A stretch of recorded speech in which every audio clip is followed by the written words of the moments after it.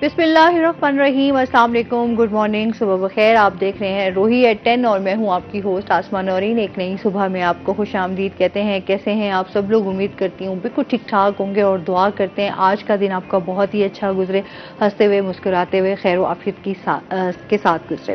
नाज़रीन, अगर बात कर ली मौसम की तो मौसम शदीद गर्म भी है, लेकिन आज जिस तरीके से सुबह जो है वो मौसम काफ़ी खुशगवार हुआ है, बादल छाए हुए हैं, क्योंकि अभी इस हवाले से कि आने वाले दिनों में बारिशें भी हो सकती हैं। और इसके साथ ही जो है हम बात करते हैं कि जहां पर हमारे इतने सारे मसाइल चल रहे हैं मुल्की और मईशत को लेकर, हर बंदा जो है इस टाइम बहुत ज़्यादा परेशानियों का शिकार है। हम भी देख रही थी कि अभी के हमारे कितने मसाइल हैं, अगर हम सेहत से देख लें, एजुकेशन से देख लें, लेकिन हमारा सिस्टम, हमारे जो इदारे हैं वो वहीं के वहीं खड़े हैं। मतलब अगर हम बात करें कि कहीं पर तरक्की और खुशहाली या कहीं पर भी आपको लगे कि हाँ यहाँ पर कुछ तब्दीली नज़र आ रही है, तो इस तरह का कुछ भी इम्कान नज़र नहीं आता। और कहते हैं इंसान जो है वो मज़ीद मसाइल का, उलझनों का शिकार हो जाता है कि कहीं भी चीज़ें, क्योंकि बेरोज़गारी भी है, महंगाई भी है। और अभी जो रिसेंटली सबसे पहले जो हम देख रहे हैं कि बिलों के हवाले से जो है वो लोग बहुत ज़्यादा परेशान हैं। इस टाइम जो बिजली के बिल आ रहे हैं और ओवर बिलिंग जो की हुई है, इजाफी यूनिट जो है वो डाल दी गई हैं, जिसकी वजह से लोगों के लिए जो है वो बिल भरना मुश्किल हो गया। इस टाइम जाहिर सी बात है बहुत परेशानी भी है, एक मुश्किल चैलेंज भी है। अल्लाह ताला हम सबके लिए आसानियां करें। और इसके साथ ही जो है हम अपने प्रोग्राम के सिलसिले को आगे बढ़ाएंगे। आज हमारे साथ जो गेस्ट मौजूद हैं, पहले उनका तारुफ करवा देती हूँ। हमारे साथ आज मौजूद हैं जी अली रियाज, हमारे साथ मौजूद हैं जो कि हमारे रोही के रिपोर्टर हैं। अस्सलाम वालेकुम, कैसे हैं आप? ठीक ठाक हैं? वेलकम करते हैं अपने शो में आपको। इसके साथ ही हमारे साथ जो दूसरे गेस्ट मौजूद हैं वो हैं जी डॉक्टर उस्मान जमशेद साहब, हमारे साथ मौजूद हैं जो कि एग्रीकल्चर यूनिवर्सिटी से हैं। अस्सलाम वालेकुम, कैसे हैं आप? ठीक ठाक हैं? वेलकम करते हैं अपने शो में आपको। अच्छा, बदलता मौसम, जाहिर सी बात है आपको पता है कि बदलते मौसम के साथ साथ जो है फसलों पे हमेशा जो हम देखते हैं ज़राअत के हवाले से वो भी बहुत सारी तब्दीलियां नजर आती हैं। आए दिन हमें कुछ ना कुछ जो है फसलों के हवाले से कहीं हमें जो है वो फायदा नहीं हो रहा होता, कहीं फायदा हो रहा होता है। बारिशों के क्या फायदे हो सकते हैं, नुकसानात क्या हो सकते हैं, फसलें कितनी बेहतर हो रही हैं, इस हवाले से जो है हम बात करेंगे डॉक्टर साहब से। और इसके साथ ही जो है हम अली से बात करेंगे इस टाइम, क्योंकि ज़राअत के हवाले से इनकी भीट है, तो फिर हम आज थोड़ा आम के हवाले से भी बात करेंगे। और इसके साथ ही जो है डिफरेंट हमारी जो कपास है, गंदम है, उसके हवाले से भी बात होगी। सबसे पहले तो हम आम के हवाले से बात कर लेते हैं कि सबसे ज्यादा इंतजार होता है जी मुल्तान के आम का, ऐसे ही है अली? तो वो जो है वो सबसे पहले तो हम ये कहते हैं यार मुल्तान का आम आएगा तो ही कोई जायका जो है वो हमारा बेहतर होगा। जाहिर बात है कि मुल्तान के आम तो वैसे ही मशहूर हैं, लेकिन अभी हम देखते हैं कि मौसमियाती तब्दीलियों की वजह से ना बहुत ज्यादा हमें नुकसान भी उठाना पड़ता है। क्या कहेंगे अली इस बारे में? बिल्कुल आसमा, एक तो आगाज में जैसे आपने मसाइल की बात की तो थोड़ा सा बदल लेते हैं, जायका मीठे हो जाते हैं। इतने कड़वे हो चुके, चलो अब थोड़े से मीठे हो जाते हैं। तो आम के बागात की तरफ चलते हैं और थोड़ा सा मुंह का जायका दोबारा करते हैं। जैसे आपने बताया कि मुल्तान का आम, असल में हम जो मुल्तानी लोग हैं ना, हम हमारे जो टेस्ट बर्ड्स हैं, हमारा जायका यही है कि हम यहाँ, जैसे गालिब ने कहा कि आम के बारे में दो चीजें हैं, मीठे हों और बहुत ज्यादा हों। और जो आम तो वही जो सबको पता है कौन नहीं खाते हैं, जो गालिब ने कहा। तो मुल्तानी खासतौर पे हमारा अगर बात करें, मुल्तान का आम ऐसा आम है जो न सिर्फ जायके के एतबार से बल्कि एक्सपोर्ट क्वालिटी के हिसाब से खासा अहमियत कामिल है। अब इसमें दो चीजें जैसे आपने बात की कि पहला तो जो क्लाइमेट चेंज का इशू है। असम क्लाइमेट चेंज का देखें ना, इशू सबसे बड़ा है पिछले 3 साल में। अगर हम इसका पूरा एक इंटरनेशनल सिनेरियो देखें तो मुझे ये लगता है, और कुछ रिपोर्ट्स के मुताबिक भी सबसे ज्यादा जो मुतासिर होने वाला खिता है वो पाकिस्तान है।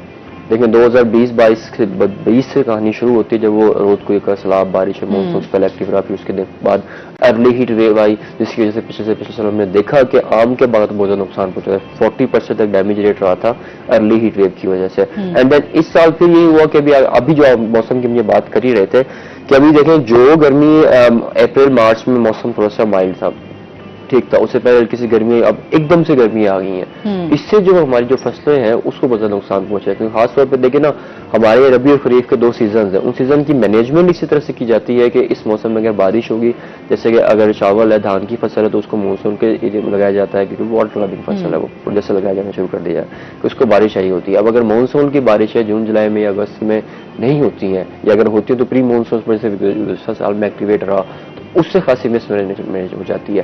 अब इसमें होता क्या है कि इसमें 2 बड़ी चीजें, एक तो ये कि हमारे जो पॉलिसी मेकिंग इदारे हैं वो इस तरह से लेकर चले। दूसरी रिसर्च है। अब रिसर्च और पॉलिसी मेकिंग इदारों का हमारे यहाँ बड़ा लैक और फुकदार है। हमारे यहाँ R&D रिसर्च और डेवलपमेंट पर बस कहने को तो डॉक्टर साहब बेहतर बता सकते हैं, क्योंकि यूनिवर्सिटी से यूनिवर्सिटीज का मेन काम यही होता है कि वो रिसर्च लेकर आना, इंट्रोड्यूस करवाना। हमें, मैं अपना बताऊं तो आज से अगर हम कभी अखबार अगर पढ़ें तो उसमें एक पेज होता है जिसमें वो एक अनोखी चीजों का जिक्र करते हैं कि कैलिफोर्निया यूनिवर्सिटी ने ये कर दिया, वो कर दिया। तो हमेशा से मुझे ये चीज फील होती है कि हमने कभी ऐसा कोई न्यूज आर्टिकल नहीं देखा जो हमारे पाकिस्तान की रिसर्च और डेवलपमेंट से है। वो सपोज हमने पिछले 5 साल में 10 साल में इंटरनेशनल मार्केट में से कौन सी इन्वेंशन दी है, तो ये एक बड़ा R&D पर सवाल निशान है। डायरेक्टली लिंक कर जाते हैं हम इसको पॉलिसी मेकिंग से कि हमारे यहाँ इधर वे के उस तरह का माहौल नहीं दिया जा रहा या हमारी तवज्जो नहीं है। अगर बजट देख लें, जैसे आपको पता है कि बजट कितना शोर मचा, तो उसमें अभी तो बजट के साथ साथ जो टैक्सेस की वजह से लोग परेशान हैं बहुत ज्यादा ही, हर चीज पे तो टैक्स लगा दिया गया। बिल्कुल आसमा। तो वो फिर आप कहते हैं सिर्फ अब टैक्स लगाना, सिर्फ सांस पे भी मेरे ख्याल में सिर्फ टैक्स लगाना बाकी रह गया, वो भी अनकरीब हम देखेंगे लगा देंगे। ऐसे ही है ना अली? सांस पर लगे ना लगे, लेकिन जो ये हालात जो है मैं असल में थोड़ा सा दुखी होता है कि जो लोअर मिडिल क्लास जो सफेद पोस्ट लोग हैं ना, इस सिनेरियो में उनका कोई हालात ऐसे कुछ भी नहीं है। बहुत मुश्किल हो गया लोगों के लिए सर्वाइव करना, बहुत सैलरी पर्सन्स के लिए चीजें बहुत ज्यादा मुश्किल हो गई हैं, क्योंकि देखिए अगर आप एक मिड जॉब कर रहे हैं, मिड कैरियर में हैं, तो अगर आपका अभी सुबह ही कल एक दोस्त से बात हुई, कहते हैं 40,000 का बिल आ गया तो मैं भी शॉक था कि यार 40,000 का बिल कोई बंदा कैसे दे सकता है। मतलब सोचने की बात है। अब ये वो चीजें जो इंसान चले होती है, बंदा क्रेडिट कार्ड से बिल पे कर दीजिए, मैनेज कर लेता है, लेकिन अगर इसको बंदा कंपैरेटिवली देखे, ऐसे लोग मजदूर तबका हमारे यहाँ सबसे बड़ा जो अलमिया है, जो सबसे बड़ा जो जिसको कह लें कि फुकदान है, कि जो पॉलिसी मेकर है वो एक कंडीशन में बैठकर पॉलिसी किसके लिए बना रहा होता है, जिसने 45 डिग्री में 50 डिग्री में सर धूप में रोड पे काम करना होता है, उसकी पॉलिसी मेकिंग डिसीजन बना रहा है। चलो अगर वो बना भी रहा है तो एटलीस्ट उस बंदे को, उस मॉडल को रखना चाहिए कि यार वो बंदा जो 17,000 रुपये 18,000 रुपये या 20,000 महीने कमा रहा है, अगर उसने छोटा सा घर लिया हुआ, अगर किराए का घर है तो उसने किराया भी देना है, वो कैसे मैनेज करेगा, वो कैसे इन सब चीजों को देगा। हम देखते हैं यार ठीक है यार, हम एक वो कहते हैं ना, जब हम रिसर्च करते हैं तो हम एक वो सैंपल करते हैं, जिसको टोटल पॉपुलेशन के सैंपल निकालते हैं। मुझे लगता है कि हमारे यहाँ जो पॉलिटिशियन जो पॉलिसी बनाते हैं वो रैंडम सैंपलिंग के बजाय कुछ और सैंपलिंग के प्रोसीजर लेते हैं। असल में जब बनाने वाले बैठे होते हैं, मैं तो अक्सर ये कहती हूँ कि शायद उनका कोई उस इदारे के साथ कोई कनेक्शन भी नहीं होता। और उनको आइडिया भी नहीं होता कि हम जो इसको लेकर आ रहे हैं, आया इसके जो अच्छा उसके फिर जो असरात होते हैं, उसके बाद उनको ख्याल आता है ओहो अब हमने ये क्या कर दिया। तो इस हवाले से जिस तरह से आप बात करें, इसी को हम डॉक्टर साहब से भी जानेंगे कि जिस तरह ज़राअत के बात हम बात करते हैं कि हमारी जो ज़राअत है वो हमारे मईशत में रीढ़ की हड्डी के बराबर है। तो अगर हम बात करें कि इस टाइम ज़राअत के हवाले से क्या काम हो रहा है, ज़राअत को किस तरीके से बेहतर किया जा रहा है, जो आए दिन हम देखते हैं ज़राअत पे भी टैक्स लगा दिए गए हैं, क्या कहेंगे इस बारे में आप? जी बिल्कुल, सबसे पहले आपने खुद ही बात की कि जो है एग्रीकल्चर का रोल हमारी इकॉनमी के अंदर एज ए बैकबोन है, 24% GDP में शेयर है। और अगर हम लेबर की बात करें, मोर देन 50% लेबर वो एग्रीकल्चर के अंदर कनेक्ट है, इसके बीच में काम कर रही है। और ये एग्रीकल्चर ही था जिसने हमें कोविड के अंदर बचा दिया, निकाल दिया, वरना पूरी दुनिया के अंदर जब सब कुछ कोलैप्स हो गया था तो हमारी एग्रीकल्चर की वजह से हम लोग बच गए कि हमारी रूरल पॉपुलेशन ज़्यादा है और वहाँ पे फूड का कोई इशू नहीं होता। लेकिन अब जो हालात चल रहे हैं, आप सुबह से बात कर रही हैं इसी मुश्किलात की, मसाइल की, तो ये बड़ा चैलेंजिंग हो गया है कि जिस तरह अब एक तो हमने एग्रीकल्चर लैंड को कन्वर्ट करना स्टार्ट कर दिया है हाउसिंग कॉलोनीज में, ये एक इजी मनी है। और फार्मिंग में जब प्रॉफिट नहीं बचेगा या जितनी हम फार्मर मेहनत करता है उतना उसको रिटर्न नहीं मिल रहा, तो डेफिनेटली जो नेक्स्ट जनरेशन अब आ रही है आगे वाली, तो ये सोचेगी कि छोड़े पर इस काम को, हम भी इसको भेज देते हैं और यहाँ पे हाउसिंग बनाते हैं या प्लाजे बनाते हैं और यहाँ से कोई तौर पे कैश जनरेट करना स्टार्ट कर देते हैं। और ये अगर इसको फोरकास्ट करें, फ्यूचर में देखें, तो ये बड़ा चैलेंजिंग हो जाएगा हमारे लिए, हमारी फूड सिक्योरिटी के लिए बड़ा खतरा है। तो अभी इस टाइम के ऊपर बड़ा हमें टेक्निकली देखना पड़ेगा चीज़ों को और इसको होलिस्टिक अप्रोच पानी पड़ेगी अगर हम फार्मर का भला चाहते हैं और हम कंट्री लेवल पे फूड सिक्योरिटी इंश्योर करना चाहते हैं। हम जो हमारा खिता है, हम अभी तक इसलिए से बचे हुए हैं कि हमें खाने का मसला नहीं होता। कहते हैं नांदे घर दाने नांदे कमले भी सियाने को, इसी बेस पे कहते हैं कि दाने हमारे घर के होते हैं। तो अगर अगर ये फार्मर परेशान हो गया और ये इस जो ये अब वेव चली हुई है अजीब सी, हाँ। इसमें सर्वाइव ना कर सका तो मुश्किल हो जाएगा एग्रीकल्चर को लेकर चलना आगे।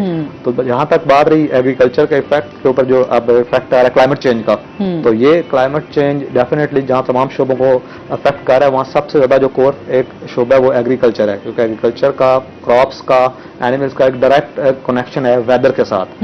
और जिस तरीके से क्लाइमेट चेंज हो रहा है, हमें क्लाइमेट चेंज को थोड़ा सा समझना पड़ेगा कि क्लाइमेट चेंज एक कुदरती होता है और एक इंसानों की वजह से होता है। जो कुदरती है वो उसका अपना एक टाइम है जो आहिस्ता आहिस्ता स्लोली होता है। मतलब अगर टेम्परेचर ऊपर जा रहा है तो वो over the period of 1000 years जा रहा है, लेकिन इंसानों के इंटरवेंशन की वजह से जो वो अवामिल जो 1000 साल में होने थे वो चंद 100 सालों में या उससे भी चंद दहाइयों में हो गए हैं। और प्लांट्स भी हमारी तरह लिविंग थिंग है, लिविंग थिंग को अडॉप्ट होने के लिए टाइम चाहिए, चाहे क्रॉप्स हैं इनको अडॉप्ट होने के लिए वक्त चाहिए। लेकिन जिस तेजी के साथ ये अब तब्दीलियां आ रही हैं, हमारे जो प्लांट्स हैं या जो वैरायटीज हैं वो जिससे हम अडॉप्ट नहीं है, हम एसी वाले कमरे से अचानक बाहर जाएं तो हम कोलैप्स हो जाएंगे कि कहाँ 26 डिग्री टेम्परेचर, कहाँ 53 डिग्री। आजकल मुल्तान का टेम्परेचर फील लाइक 53 होता है। तो सेम हेयर के अगर ये हम इस तरीके से क्लाइमेट चेंज हो रहा है, तेज के साथ ये अवामिल हो रहे हैं, टेम्परेचर ऊपर जा रहा है और जो रेनफॉल पैटर्न चेंज हो रहे हैं, तो जो लिविंग थिंग्स हैं वो इसको अडॉप्ट नहीं कर पा रही हैं। तो अच्छा, अभी पे मतलब जिस तरह रिसेंटली, क्योंकि बारिशों के हवाले से जब भी पेशन गोई की जाती है या इस तरह का मौसम आता है तो उसमें ज्यादातर हमें खतरा ये सैलाब का ही होता है। अच्छा, और अगर सैलाब आ जाए तो उसके बाद जाहिर सी बात है हमारे यहाँ जो है वो बहुत ज्यादा जानी और माली नुकसान होता है, और उसको फिर जो है वो सेट होते होते टाइम लग जाता है उन तमाम चीज़ों को, जिसमें हमने पिछले 2 सालों में जो है हमने देखा कि किस तरीके से हमारे जो एरियाज थे, अगर हम यहाँ पे बात करें राजनपुर वाली साइड पे, मुजफ्फरगढ़ वाली साइड पे, तो वो कितना वहाँ पर तबाही मचाई सैलाब ने। तो वही है ना, हमारे यहाँ क्लाइमेट चेंज को कंट्रोल करना, तो ये सही पता है, आप जब भी नेचर के अगेंस्ट जाते हैं तो फिर नेचर जो है वो अपना कोई ना कोई तो इसके अगेंस्ट जो है वो आपको दिखाती है। अच्छा, एक मजे की बात मैं ऐड करता चलूं। जी। सुबह मैं एक न्यूज थ्रेड देख रहा था, तो ये बता रहे थे किसान के जो गर्म तरीन इलाके हैं, अगर 7 साल बाद वो रहने के काबिल नहीं बचेंगे। कि अगर मुल्तान की मिसाल ने, बलूचिस्तान की मिसाल ने, अंदरूनी सिंध के कुछ अलग ऐसे इलाके हैं, अगर वहाँ पर फिल फॉर अभी से ही इनिशिएटिव ना लिए गए, ऐसे इकदाम ना लिए गए, तो 7 साल या मैक्सिमम 8 साल बाद वो कह रहे हैं कि वो रहने के काबिल नहीं हो, क्योंकि वहाँ टेम्परेचर नॉर्मल जो है 57-60 के करीब चला जाएगा। तो आप इमेजिन करें 60 डिग्री में कौन रह सकता है, जिसका फिर हल यही था, मैं पढ़ रहा था उसमें कि हमें जितना हो सकता है यहाँ पर जो मकामी दरख्त है वो लगाने पड़ेंगे ताकि हम किसी न किसी तरीके से कंटेन कर। अच्छा, हमारा क्योंकि मुल्तान का जितनी तेजी से यहाँ दरख्त काटे गए हैं, हमने असरात भी उसी तरह भुगत रहे हैं ना। एक अलमिया और भी है कि आप जितनी भी अच्छी अच्छी हाउसिंग सोसाइटीज बन रही हैं उनमें प्लांटेशन तो की जाती है, लेकिन वो सारी ऑर्नामेंटल और लैंडस्केप, वहाँ पे पाम लगे होंगे। आप किसी भी हाउसिंग स्कीम में एंटर हो ना तो आपको दरख्त तो अच्छे लगे आएंगे, लेकिन शेड नजर नहीं आएगा। ऐसे ही शेड नजर नहीं आएगा, लेकिन कूलिंग इफेक्ट उस तरह से नहीं है। अभी देखिए जानवर हैं तो वो बेचारे साया ढूंढ रहे होते हैं। अच्छा, हम खुद भी अपनी गाड़ी भी पार्क करनी हो, बाइक पार्क करनी हो, तो हम भी तो साया ही ढूंढ रहे होते हैं यार। अपनी गाड़ी जो है वो अपने साया में खड़ी करनी है ताकि जो है वो धूप ना पड़े डायरेक्टली। अच्छा, इसमें मजीद भी बात करेंगे। नाज़रीन, अभी हमने जाना है ब्रेक पे, हमारे साथ रहिएगा।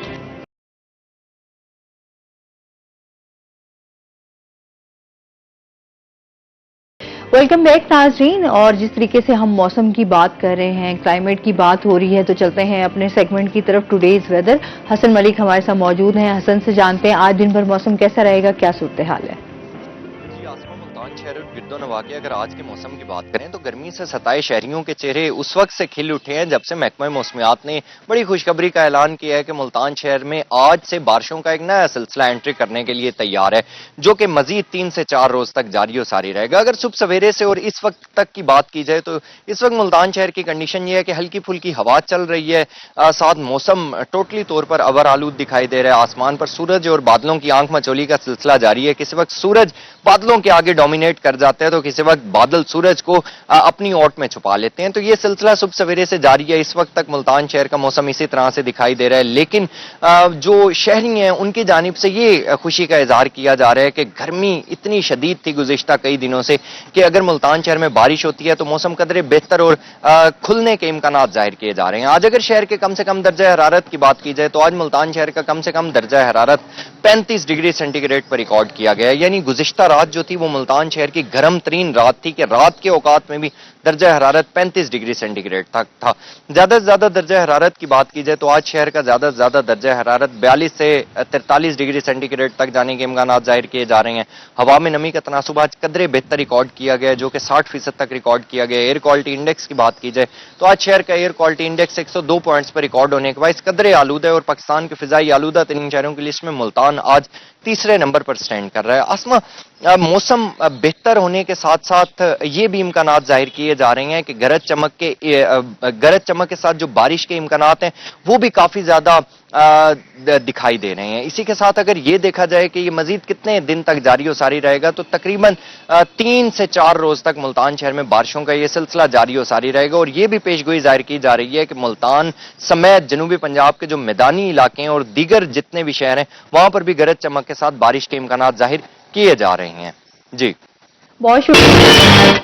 बहुत शुक्रिया हसन मलिक आपका। और इसके साथ ही जिस तरीके से हम बात कर रहे थे कि किस तरीके से जो है बारिशें होंगी, अच्छा बारिशों के होने के साथ जो है वो फसलों के हवाले से भी बताइएगा कि इस टाइम क्या सूरत हाल रहेगी अगर बारिशें होती हैं तो। अच्छा, उसमें रेनफॉल पैटर्न में डिपेंड करता है कि रेनफॉल किस तरह से हो रही है। जो एग्रीकल्चर पॉइंट ऑफ व्यू से क्रॉप्स के लिए जो इरेटिक रेनफॉल होती है कि अचानक स्पेल हुआ, तेज हुआ और खत्म, ये कोई इतना यूजफुल नहीं होता। उसमें पानी का रन ऑफ बहुत ज्यादा होता है और पानी जमीन के अंदर पर्कुलेट कम करता है, इन्फ्लिट्रेट कम करता है। तो लेकिन उसका ये फायदा ये है कि ग्राउंड वाटर रिचार्ज हो जाता है और उससे कुछ दिन एक तो टेम्परेचर भी कुछ माइल्ड हो जाता है और प्लांट्स के लिए वाटर जो बिल्कुल अवेलेबल नहीं है या ड्रॉप सिचुएशन होती है वो कुछ ऐसे के लिए एक दफा एक वेटनेस पीरियड आ जाता है और क्रॉप्स वहां से पानी आसानी से ले सकती है, मिल जाता है पानी उनको। सही है। अच्छा, इसके साथ ही अली आपसे भी जानेंगे इस टाइम जिस तरीके से जो है वो फसल की चुनाई के हवाले से भी जो है देख रहे हैं कि काश्त जो है वो कितने रकबे में जो है वो काश्त हुई है, इस हवाले से बताइएगा। हाँ, पहले तो आज मैंगो कंप्लीट कर लेते हैं। हाँ, मैंगो का रह गया था मैंगो हमारा। तो मुल्तान में जो सबसे अच्छी बात यह है कि अर्ली वैराइटीज जो है वो आना शुरू हो गई हैं मुल्तान में, जैसे लंगड़ा, दुसेरी, रटौर, सिंधी।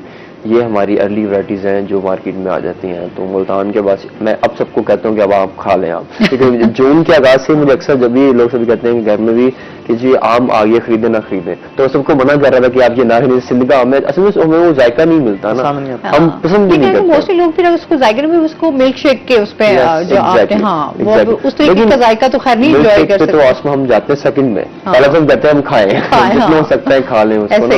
तो 20 जून से मुल्तान के बागात में जो है उनका बर्दाश्त जो है आगाज हो चुका था, बर्दाश्त शुरू हो गई थी। तो अब इस वक्त मुल्तान की मार्केट में दुसेरी भी आ चुका है, रटोर भी आ चुका है। ये जो अर्ली वैराइटीज हमारी लंगड़ा और सिंदरी। अब इसके बाद जैसे हमारा मिड में जो सबको पसंद है और जो मेरा फेवरेट है चौंसा, मौसमी चौंसा और रटोर 12 नंबर, तो मिड में आएगा। इसी जून के इख्तिताम में वो आना शुरू हो जाएगा। एंड में आपको पता है हमारी वही काला चौंसा, सफेद चौंसा, फजरी, ये लेटेस्ट वैराइटीज है जो हमारे ज्यादा एक्सपोर्ट होती है, जो साइज में बड़े होते हैं। हमें ऐसा लगता है इसका जायका नहीं है, लेकिन वो एक्सपोर्ट क्वालिटी होती है। तो ये तो है वो वैरायटी के हिसाब से जो आ गई है मुल्तान में। अब अगर बात करें इस हवाले से कि इस बार जैसे बात होती है क्लाइमेट चेंज, मौसमी तब्दीलियों का इम्पैक्ट कैसा रहा है, तो इम्पैक्ट सबसे बड़ा इस बार जो रहा है, जो मेरी ऑब्जर्वेशन मैंने इस बार देखा है कि पिछले 3 से 4 साल से ऐसा लग रहा है कि जो कुदरत जो है इंसानों के लिए, खासतौर जनूबी पंजाब के मामले में काफी सबर आजमा साबित हो रही है। बार सैलाबी सूरत हाल, फिर मानसून स्पेल एक्टिव है, फिर अर्ली हीट वेव है। इस बार भी सूरत हाल ऐसी रही है। स्टार्ट में मौसम अच्छा था, डोरमेंसी पीरियड जब एंड हुआ, खबरेजगी का अमल जब खत्म होने के बाद से फ्लावरिंग का सीजन अच्छा था, उसके बाद से जो हीट वेव जो थी, जो मौसम जो टेम्परेचर जो कम रहा था, उसी वजह से फलों की उस तरह ग्रोथ नहीं हो सकी। लेकिन ये कम इम्पैक्ट है, इतना ज्यादा नहीं है, लेकिन जहां जहां इम्पैक्ट है वो ज्यादा है। इसका इफेक्ट ये हो रहा है कि जो फल का साइज छोटा है इस बार, अगर आप देखें ना, लग रहा है कि इस बार जो लेट वैराइटीज है अगर तो लगी नहीं हो तो बेहतर हो जाएंगे, कवर कर जाएंगे, लेकिन जो अर्ली वैराइटीज है उसमें खासा हो रहा है। मैं खुद भी जब बाग में गया तो मैंने अमूमन कोशिश होती है कि जो टपके का आम है, यानी कि जो डक से पका होता है, उसका जायका बड़ा मजे का होता है। तो मैं हमेशा जब भी बाग में गया तो कोशिश होती है कि रटोर जो है या फिर अगर दुसेरी अगर पका हुआ टपके का मिल जाए। तो इस बार जब मैंने वो टेस्ट किया तो जायका तो बेहतर था, लेकिन उसका साइज में खासा इम्पैक्ट था।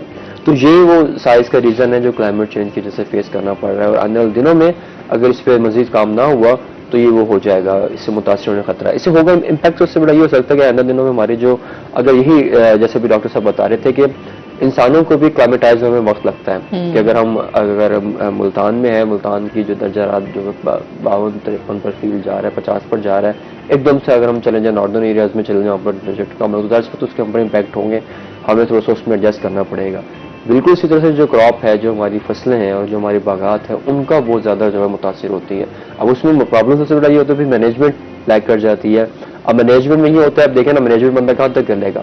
एक तरफ जहाँ पहले अर्ली हीट वेव है तो इस बार टेम्परेचर जो कम रहा, मतलब अगर अगर हम इसी हिसाब से देंगे तो मैनेजमेंट किस तरह से की जाए कि अगर एक तरफ जहाँ अर्ली हीट वेव है तो अगले ही साल वहाँ पर मौसम जो है बिल्कुल माइल्ड है, तो इसकी वजह से जो खासी चीज़ें मुतासिर हो सकती हैं, जिसमें जो सबसे बड़ा जो मुझे ये लगता है रिस्पॉन्सिबिलिटीज है वो दो लोगों पे आती है। पहला तो ये है कि फार्मर एंड पर जो बागबान है, अगर मैंगो के हवाले से बात की जाए, उनको बड़ा इस चीज़ को स्टडी करने की जरूरत है। यानी कि अब मुझे लगता है कि अब वो वक्त नहीं रहा कि एग्रीकल्चर जैसे बात हो रही थी, हम कहते जरूर हैं कि हमारा मोर देन 60% लैंड हमारा एग्रीकल्चर है, हुआ करता था, अब इसको कह दिया अब तो है बहुत ज्यादा ऐसे क्योंकि जिस तेजी से हमारा जो हमारी कहना तो नहीं चाहिए, लेकिन जो हमारी हाउसिंग सोसाइटीज बढ़ रही हैं, अच्छा इसमें दो बड़ी अहम चीजें हैं कि चंद साल पहले हुकूमत ने एक बड़ा अच्छा इनिशिएटिव था कि पूरी दुनिया में जो हाउसिंग सोसाइटी की जो एक्सपेंशन है, अब उस चीज को डाइवर्ट कर रहे हैं। अब वो वर्टिकल आ रहे हैं, जैसे कि कराची में फ्लैट्स वगैरह हैं हॉरिजॉन्टल उसकी बजाय। तो मैं ये भी एक रिपोर्ट में देख रहा था कि दुनिया में अब जहां पर क्लाइमेट चेंज की ज्यादा इशू है, वो ये कोशिश ये कर रहे हैं या शहरों का जो फैलाव है कि वर्टिकली किया जाए। लेकिन आज नहीं तो कल, जैसे कराची में फ्लैट्स होते हैं, अगर जितनी एक बड़ी हाउस सोसाइटी बनाई जा रही है, मिसाल के तौर पर पूरे एक बाग खत्म करके, अगर वहां पर एक वर्टिकली लैंडस्केपिंग लैंड बनाया जाए, जैसे बिल्डिंग बनाई जाए, फ्लैट्स बना दिए जाए, वो उनको ओनरशिप दे दी जाए, मुझे लगता है कदर बेहतर रहेगा, रेदर देन ये कि जो जितनी सारी फसलें हैं उसे वो खत्म किया जाए।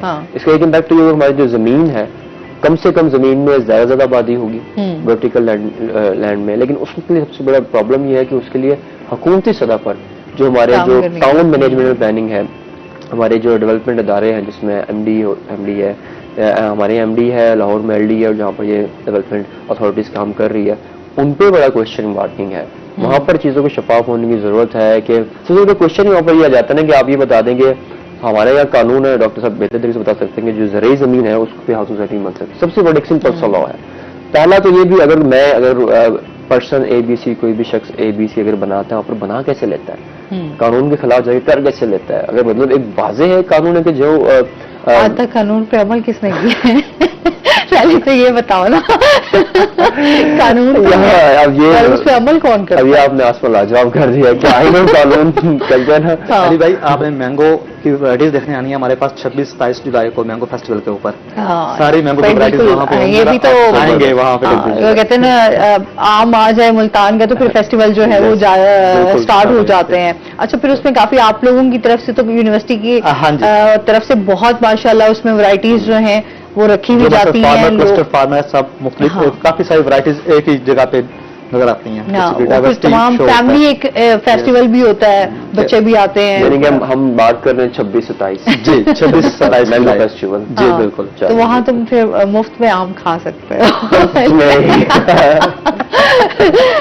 ठीक है ना, वहाँ पे जाके मुफ्त में टेस्ट करना हर आम जो है वो, फिर बताना फिर हमें यहाँ पे भी आके कि किस तरह का टेस्ट है। बिल्कुल, क्योंकि आप भी साथी होंगी। हाँ, इसमें सोच रहे हैं आप अपना शो वहीं से मॉर्निंग शो वहीं से किया जाए, ये भी आपके इर्द गिर्द आम हो और आम की मुख्तलिफ एग्जाम हो और वहाँ पर भी रास्ता बताए। हाँ बिल्कुल ऐसे ही। एक छोटी छोटी खुशी होनी चाहिए, जिस तरह हम लोग डिप्रेस रह रहे हैं, टेंशन है, परेशानी है, बिलों की टेंशन है, घर की टेंशन है, नौकरी की टेंशन है, फाइनेंशियल टेंशन है, इकोनॉमिकल टेंशन है, सियासत की टेंशन है, रियासत की टेंशन। हमारे कल्चर में था सावनी जो फेस्टिवल था यहाँ का, वो इसी से था मैंगो के साथ। ऐसे ही कहते हैं जब गंदम का आता है तो वो गंदम फसल काश्त, बैसाखी, वो जो है वो भी यहाँ पर सेलिब्रेट की जाती है। अच्छा, क्योंकि हमारे हमसाया मुल्क में तो इसको बहुत ही खुशी के साथ सेलिब्रेट किया जाता है। खैर उनके तो अपने त्यौहार है, लेकिन यहाँ पर भी लोग जो है वो फसल के हवाले से बड़े पुरुमीद होते हैं, बड़ी खुशी होती है। आसमा, इसमें मजे की बात ये मैं बताता चलूं कि पिछले 5-6 साल से, बल्कि ज्यादा भी बता सकते हैं 7-8 साल से मैंने अब तक बैसाखी का त्यौहार जिस तरह से मनाया जाता था, और याद हो कि हमारे यहाँ एक कल्चर था सिर्फ मेलों का, वो मेले ठेले खत्म हो चुके हैं। अब मतलब लोगों को सस्ती तफरीक नहीं है, बेशक आपने पार्क्स दिए हैं, पार्क से होता है सबको, लेकिन जो हमारे जो रिवायती जो हमारी एक तफरीह के मौके थे वो डेड हो चुके हैं। बिल्कुल। अच्छा, इस पे फेस्टिवल पे भी बात करते हैं। नाज़रीन, अभी हमने जाना ब्रेक पे, हमारे साथ रहिएगा।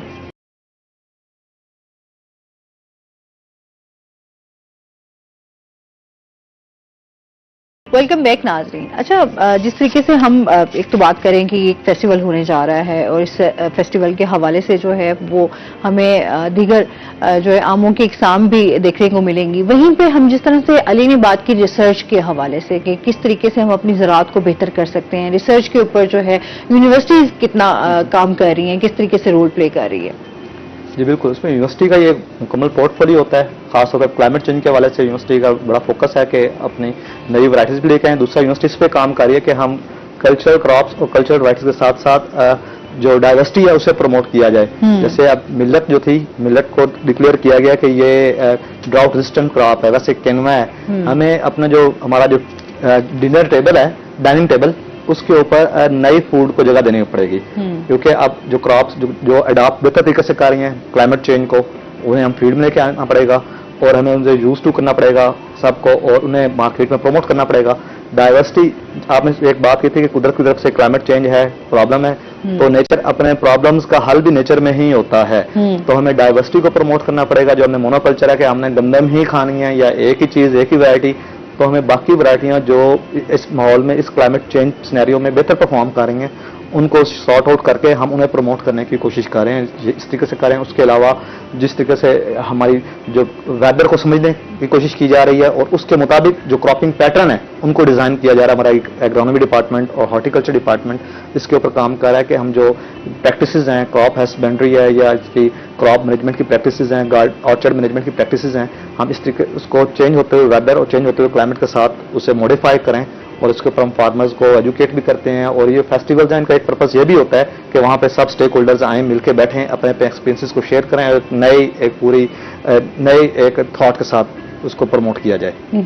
अच्छा, अभी क्योंकि किसानों के हवाले से भी बहुत चैलेंजेस हैं, क्योंकि हमने देखा गंदम के हवाले से जिस तरीके से किसानों को बहुत मुश्किलात का सामना करना पड़ा।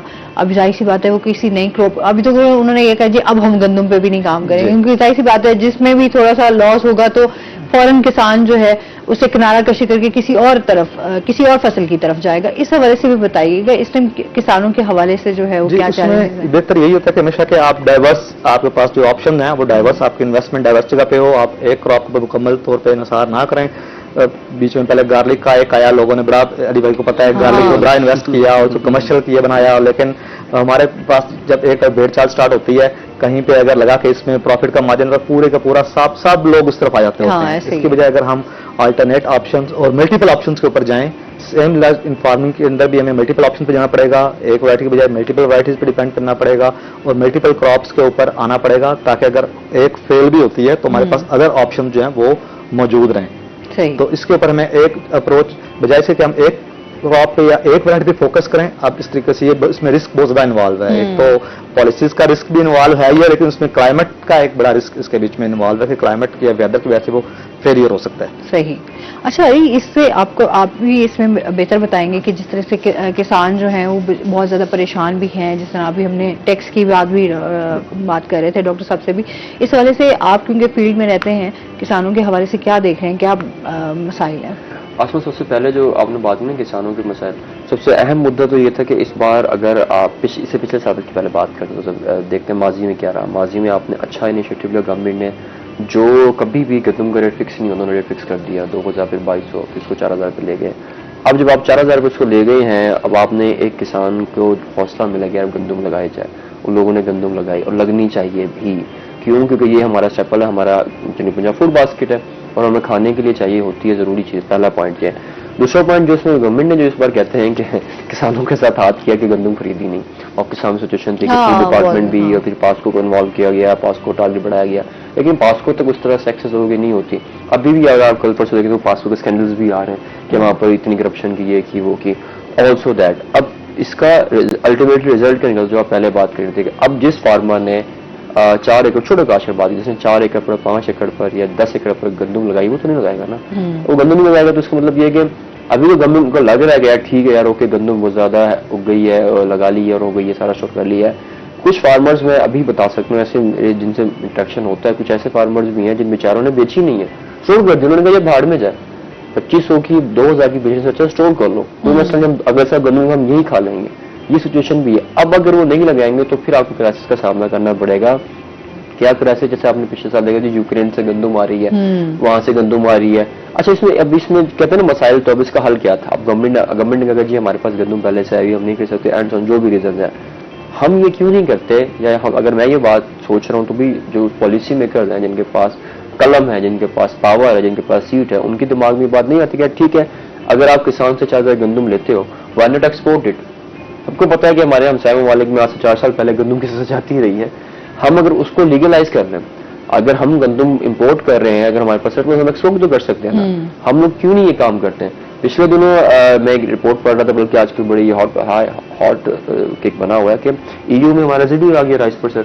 उन्होंने चावल में यूरोपियन कंट्रीज जो वहाँ की कंट्रीज होते स्टैंडर्ड सेट है, उनके पैरामीटर्स के अकॉर्डिंगली उनको चीज मिलते हैं तो करते हैं। तो रेजिड्यूस में पेस्टिसाइड, उसको जो टेस्ट किया उसमें पेस्टिसाइड आ रहा है, तो उन्होंने वो रिजेक्ट कर दिया। ये इतने बड़ा क्राइसिस है कि चावल जो है हमारा, मुझे नहीं पता, अंदाजन 250 पता नहीं कितने मेट्रिक टन जो चावल वेस्ट हो गए। उन्होंने कहा या तो आप उसको वापस पाकिस्तान ले जाइए, हम नहीं खरीदेंगे। क्यों? क्योंकि उनके कुछ पैरामीटर्स, जैसे हम आम की बात कर रहे थे, उनको अगर आम चाहिए, हमारा इशू ये आता है, हम बेशक इंडिया से अच्छा आम पैदा कर रहे हैं, हमारे पास इंडिया से अच्छा आम है, प्रॉब्लम ये आ रही है हम उसको एक्सपोर्ट के काबिल, या हमारी जो उसकी शेल्फ लाइफ है, उसके बाद फिर तीसरा सबसे बड़ा हम चीज हमारी जो उसकी रिप्रेजेंटेशन है वो हमारी किस तरह की है। हम अभी भी उसी तरह से आम को लेते हैं, उसी तरह से रैपिंग करके उसको बेच देते हैं वहां पर मंडी में। क्या हमारे यहाँ आज तक हमने कभी ये सोचा कि UAE की जो मंडी है वहां से मैंगो एक्सपोर्ट होकर आगे ममालिक में जाता है? जिसमें मैं लास्ट टाइम पढ़ रहा था कि पुर्तगाल और हॉलैंड ऐसे ममालिक हैं बड़ी तादाद में आम जो है इम्पोर्ट करते हैं, फिर आगे एक्सपोर्ट करते हैं। क्या हमारी जो हमारे जो इख्तियार लोग हैं, तो उनको नजर नहीं आ रहा कि मात्र एक्सेस क्यों नहीं है? इसी तरह गंदम भी हर जगह रिक्वायरमेंट है, वीट की रिक्वायरमेंट हर जगह चल रही है। क्या हमारी ऐसी पॉलिसीज नहीं होनी चाहिए थी? किसान को बेसरो सामान छोड़ने के बजाय उससे गंदम खरीद कर उसको हम अपने तौर पे उसको एक्सपोर्ट कर लेते हैं। ये सारी चीजें होती हैं कि आप रिलीफ कितना दे रहे हैं। अब ऑल्दो कि अब जो बजट है उसमें बहुत सारी चीजें, उसमें किसान कार्ड दे रहे हैं, उसमें रिलीफ में लाइफ स्टॉक की स्कीम्स अच्छी हैं, लाइफ स्टॉक की स्कीम दोबारा से रिन्यू कर रहे हैं, जिसमें वो बेवा जो खवातीन है उनको जानवर देंगे एंड सो ऑन। 9-10 अरब की स्कीम है लाइफ स्टॉक की, ठीक है ये है। लेकिन बात यह है कि इससे उन लोगों को फायदा नहीं पहुंचेगा जो लोग डायरेक्ट आपका जो आपके प्रोड्यूसर्स हैं, प्रोड्यूसर्स होंगे आपके फार्मर है, इस फार्मर को नहीं पहुंचेगा। आपने ट्रैक्टर पर सब्सिडी दे रहे हैं, सीड पर कह रहे हैं कि सब्सिडी देंगे और सारी चीजें देंगे, इससे फायदा किसको पहुंचेगा? कल्चर हमारा क्या है? कल्चर आपको पता है, हमें ही पता है, हमारा जो इस मुल्क का निजाम है वो चलता कैसे। अगर एक बंदे ने, एक किसान ने जाना है, हमें अच्छी तरह याद है ये चीज, मैंने भी हर साल हम देखते हैं, जैसे पिछले साल फूड डिपार्टमेंट जो खरीदारी होती है बारदाने की, बारदाने तकसीम किस तरह होती है कि एक पटवारी से 4-5 रजिस्टर लेकर वो जाकर करवा देते। एक बंदा 10 फार्मर्स की जगह बारदाना ले रहा होता है।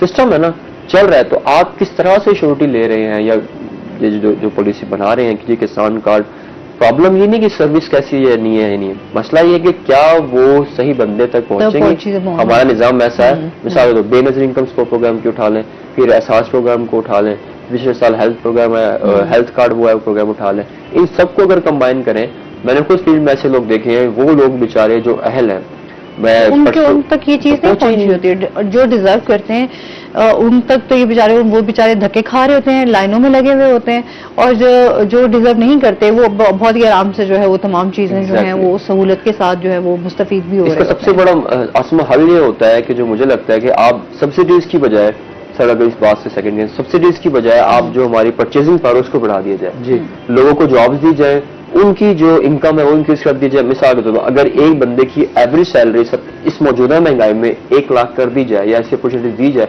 तो अगर आप आटा 200 रुपए किलो भी कर दें, दूध 300 रुपए किलो भी कर दें, उससे फर्क नहीं पड़ेगा। हाँ, ये है कि आपको ये देखना पड़ेगा कि आपकी जो पॉलिसीज हैं वो हमारी जीडीपी भी किस तरह से इम्पैक्ट कर रही है। अभी तो कल मैं देख रही थी आटा भी महंगा हो गया है अभी आने वाले दिनों में जो है वो तमाम आपकी खाने पीने की जो चीजें हैं, वही बात, जो प्रोड्यूसर है ना वो तो प्रोड्यूस कर रहा है, वो सस्ता बेच रहा है, और जो कंज्यूमर हम है, हमारे तक वही प्रोडक्ट जो है महंगी वही। अगर हमें इस बात से डरना पड़ेगा, जब हमारे फार्मर ने डायरेक्ट सेल करना स्टार्ट कर दिया ना, ई-कॉमर्स स्टार्ट कर दिया, कर रहे हैं। आप बहुत से फार्मर मुकाम जो मैंगो है वो पैक करके ऑनलाइन आप चेक करें तो ऑनलाइन अवेलेबल है। लोगों ने अपना इस तरीके से बिजनेस करना पड़ेगा। फार्मर स्टार्ट कर दिया लोगों ने, फार्मर पे प्रोड्यूस खुद जब सेल करना स्टार्ट कर देगा तो फिर ये एक बड़ा चैलेंज बन जाएगा। एग्जैक्टली आम पर्सन जिससे आप चीजें अवेलेबल है, इस तरीके से फिर सिनेरियो नहीं होगा। और अब आपकी मतलब प्रॉपर तरीके से चीजें सेल नहीं हो रही तो डेफिनेटली फार्मर्स पे खुद सोचेगा और उसे वो खुद मंडी तक एक्सेस और देनी भी चाहिए। मेरे ख्याल में वन स्टॉप शॉप्स बनानी चाहिए, इस तरह की शॉप्स बनानी चाहिए,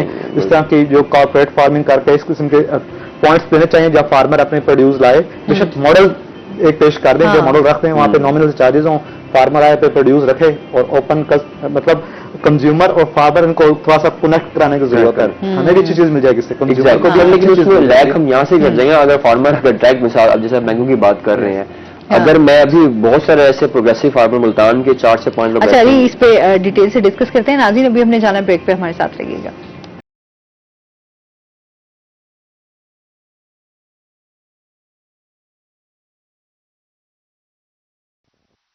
तो हेल्दी शाइनी बाल, बाटिका शैम्पू, ऑयल वाला शैम्पू। PTCL Flash Fiber की top speed offer. Pay 3 months in advance and enjoy 40% discount and double the speed for 6 months. Call 1218 now. तो हेल्दी शाइनी बाल, बाटिका शैम्पू, ऑयल वाला shampoo.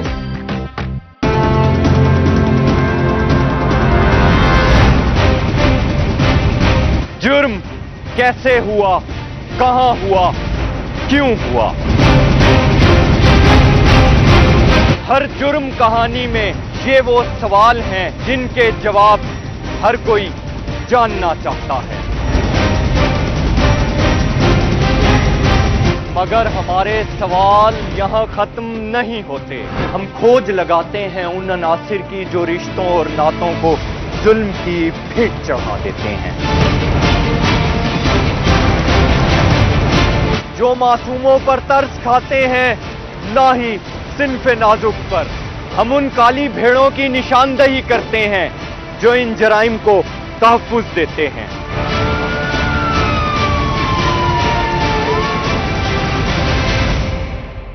हम बताते हैं आपको दर हकीकत है मुजरिम कौन।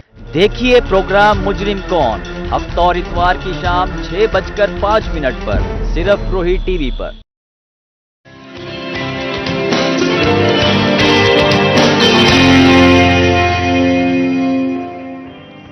वेलकम बैक नाज़रीन। अच्छा जहां हम ये बात कर रहे हैं कि किस तरीके से अपनी मौसम के लिहाज से आप अपनी फसल को जो है वो किस तरीके से बेहतर कर सकते हैं, या फिर हम ज़राअत के हवाले से बात कर रहे हैं कि अपनी एक्सपोर्ट को हम किस तरीके से बेहतर कर सकते हैं, वहीं हम जिस तरह से आम की बात कर रहे थे तो जो केमिकल्स लगाए जाते हैं आम को हम देखते हैं जब पकाने के लिए, अभी जो है रिसर्च के हवाले से भी यही आ रहा है कि उसमें कैल्शियम यानी जी हाँ, और उसकी वजह से कैंसर के हवाले से जो है वो हम देख रहे हैं कि इस जैसी बीमारी का जो है वो बाइस बन रहे हैं इस तरह के केमिकल्स। इस हवाले से भी बताइएगा अली।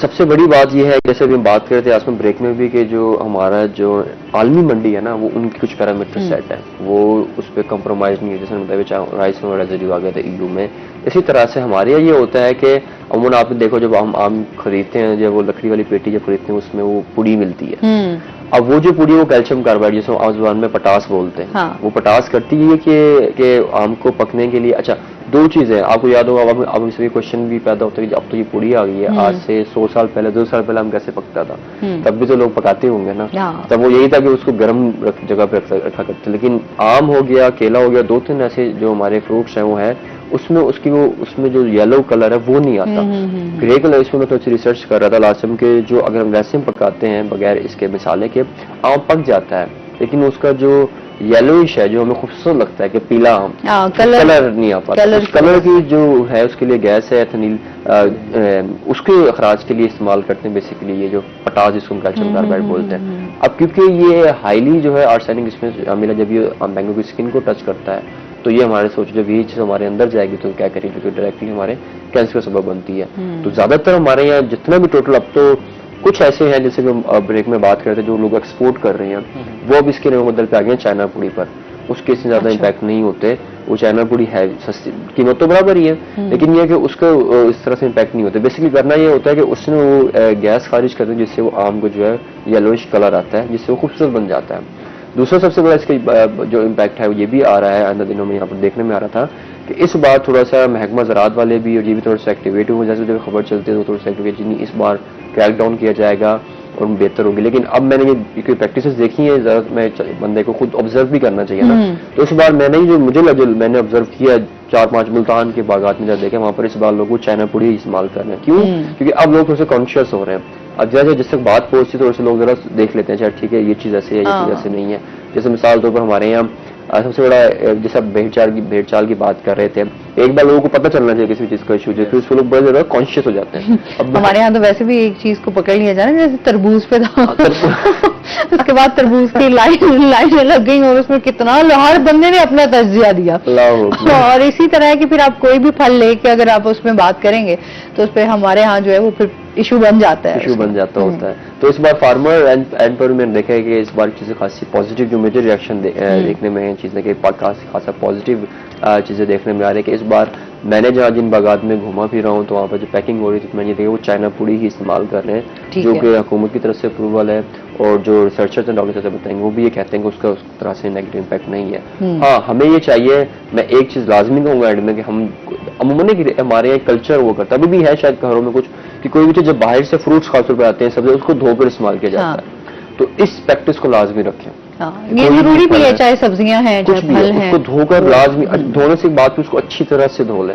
ये मेरी पर्सनल मैं सबको लाजमी कहती हूँ, कोई भी फल लें या कुछ भी लें अक्सर लोग कहते हैं कि ऐसे उसको खा के इस्तेमाल कर लें। नहीं वो तो ऐसी बात है कि फिर हमारे यहाँ निजाम जिस तरीके से चल रहा है सब्जियों के हवाले से भी फलों के हवाले से भी। अच्छा डॉक्टर साहब, अभी यूनिवर्सिटी के हवाले से भी आपसे थोड़ी सी बात करूंगी कि एडमिशन भी आप लोगों के जो है वो हो रहे हैं, इस हवाले से भी बताइएगा, जो स्टूडेंट्स हैं वो किस तरीके से जो है वो। जी बिल्कुल, हम बात कर रहे हैं एग्रीकल्चर चैलेंजिंग में है और डेफिनेटली जो फील्ड चैलेंजिंग में होती है उसका स्कोप भी होता है। तो मॉडर्न इसको एग्रीकल्चर को मॉडर्न करने के लिए हमें जब तक यूथ को चाहिए कि इसमें स्कोप है, एग्रीकल्चर के अंदर पोटेंशियल मौजूद है कि नई जनरेशन आए और नए तरीके से एग्रीकल्चर को नई लाइन्स के ऊपर आके लेकर चले। तो हमारे पास BS एग्रीकल्चर और उसके अलावा क्लाइमेट चेंज और एनवायरमेंटल साइंस का डिग्री प्रोग्राम है। इस दफा एग्रीकल्चर इंजीनियरिंग यहाँ पे लॉन्च किया हमारे यूनिवर्सिटी ने, एग्रीकल्चर इंजीनियरिंग नया प्रोग्राम है जो इस दफा हम लॉन्च करने जा रहे हैं। तो हमारे पास मुख्तलिफ फैकल्टीज के अंदर 5 फैकल्टीज के अंदर रेंज है प्रोग्राम्स के अंदर, वो कहीं ना कहीं स्टूडेंट्स दाखिल ले सकते हैं। अच्छी बात यह है कि pre medical, pre engineering, FA वाले सब स्टूडेंट्स के लिए हमारे पास हर ग्रुप के लिए हमारे पास ऑप्शंस मौजूद हैं हमारे पास। और हमारा जो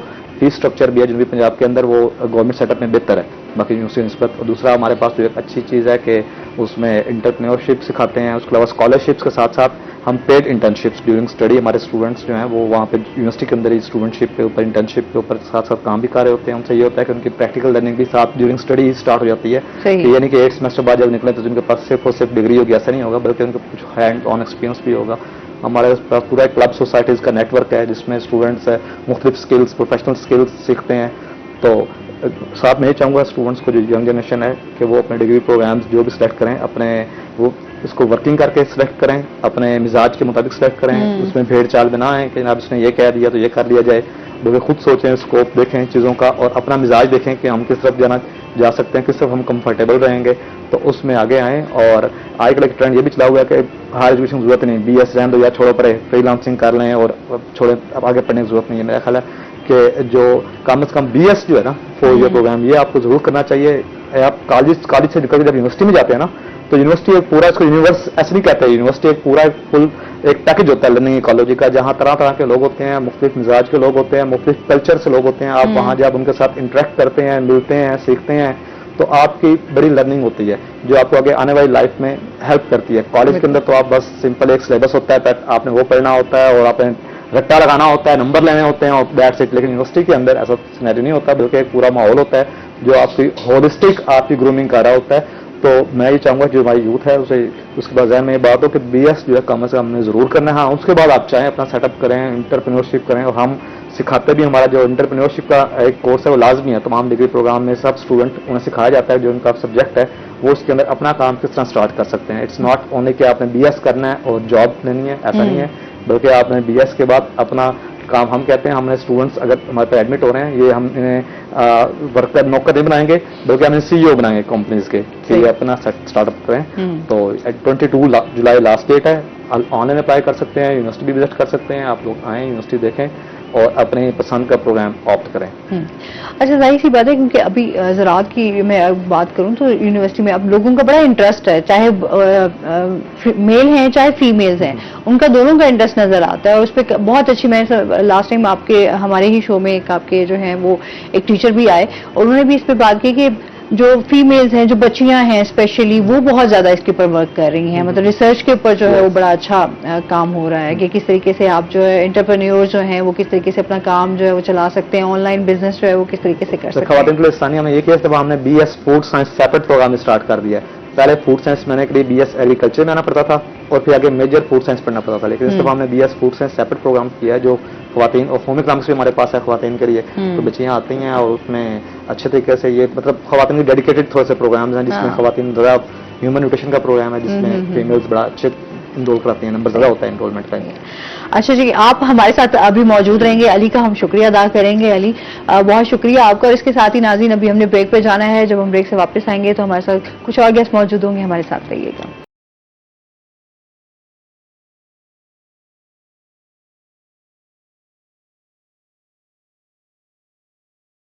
अस्सलाम वालेकुम नाज़रीन, कैसे हैं आप सब लोग? उम्मीद करती हूँ बिल्कुल ठीक ठाक होंगे और दुआ करते हैं आज का दिन आपका बहुत ही अच्छा गुजरे। इसके साथ ही हमारे साथ गेस्ट भी मौजूद हैं, उनका तारुफ करवा देती हूँ। हमारे साथ मौजूद हैं जी डॉक्टर अहमद मुश्तबा साहब हमारे साथ मौजूद हैं जो कि न्यूट्रिशनिस्ट हैं। अस्सलाम वालेकुम, कैसे हैं आप? ठीक ठाक हैं? वेलकम कहते हैं अपने शो में आप। और डॉक्टर साहब तो हमारे साथ मौजूद ही हैं। आज का जो डॉक्टर साहब से बात करेंगे वो आज हम हेडोनिक हंगर पे बात करेंगे, ईटिंग पे बात करेंगे। जाहिर सी बात है हमारे यहाँ जो है न्यूट्रिशन की बहुत ज़्यादा कमी है। इस कमी को किस तरीके से पूरा किया जा सकता है, कौन सी ग़िज़ाएँ हमारे लिए जो है वो मुफीद हैं, किस तरह का सुबह हमारा जो है वो डाइट प्लान होना चाहिए, किस तरीके से हम अपना लाइफस्टाइल चेंज कर सकते हैं और बीमारियों से बच सकते हैं। तो सबसे पहले तो हेडोनिक ईटिंग के हवाले से बात कर लेते हैं ना कि ये है क्या, ये कोई बीमारी है, क्या है? नहीं मैडम, ये बीमारी नहीं है। एक्चुअली ये बेसिकली ये एक ईटिंग बिहेवियर और ईटिंग पैटर्न है कि आप इसको ऐसे कह सकती हैं कि just for the sake of player, कि एक पर्सन है उसे क्रेविंग हो रही है, आल्दो कि उसे भूख नहीं है लेकिन उसे किसी चीज की क्रेविंग है और वो अपनी भूख को देखे बगैर खाई जा रहा है, बस खाई जा रहा है। तो hedonic hunger basically is just for the sake of pleasure, just for the sake of taste, just for the sake of amusement है। तो बजाय इसके कि आप अपनी भूख को खत्म करें, आप जो सा वो भूख के ऊपर से भी ये एक्स्ट्रा कैलोरीज जो है इसको कंज्यूम करते हैं। तो जब आप एक्स्ट्रा कैलोरीज कंज्यूम कर रहे हैं तो डेफिनेटली आपकी बॉडी की रिक्वायरमेंट्स इतनी नहीं है, तो वो एक्स्ट्रा कैलोरीज आपके ओबेसिटी के अंदर और ओवरवेट के अंदर जो सा वो रोल प्ले कर रही है। तो hedonic hunger some sort of कह सकते हैं कि ये हैबिचुअल भी हो सकती है, सम सॉर्ट ऑफ कह सकते हैं कि ये साइकोलॉजिकल इशू भी हो सकता है, और सम सॉर्ट ऑफ ये हो सकता है कि आप प्लेयर के अंदर, क्रेविंग के अंदर आइसक्रीम या कोई स्वीट्स वगैरह इनटेक करना शुरू कर दें। तो ये डिफरेंट कह लें कि कॉम्बिनेशन है डिफरेंट चीजों का, हैबिचुअल भी हो सकती हैं और साइकोलॉजिकल इश्यूज भी हो सकते हैं। सही। अच्छा, उधर मोस्टली हम आधी रात को जो है वो हम लोगों को क्रेविंग ज्यादा हो जाती है खाने पीने की, चाहे मीठे की बहुत ज्यादा हो जाती है। मतलब आपने शाम का रात का खाना खा लिया लेकिन उसके बाद फिर आपने जो है मिडनाइट में भी आपको होता है कि कुछ ना कुछ इस तरीके का ऑर्डर कर लिया जाए आप, क्योंकि हम आजकल जो है वो ज्यादा देखते हैं कि फास्ट फूड की तरफ हम लोग बहुत ज्यादा इन हो गए हैं। तो हमारी जो एक लाइफस्टाइल है वो हमारा बिल्कुल चेंज होता जा रहा है। बिल्कुल ऐसी है। मैंने पहले भी आपसे ये कहा कि ये बिल्कुल एक हैबिचुअल हमने इसको बना लिया हुआ है।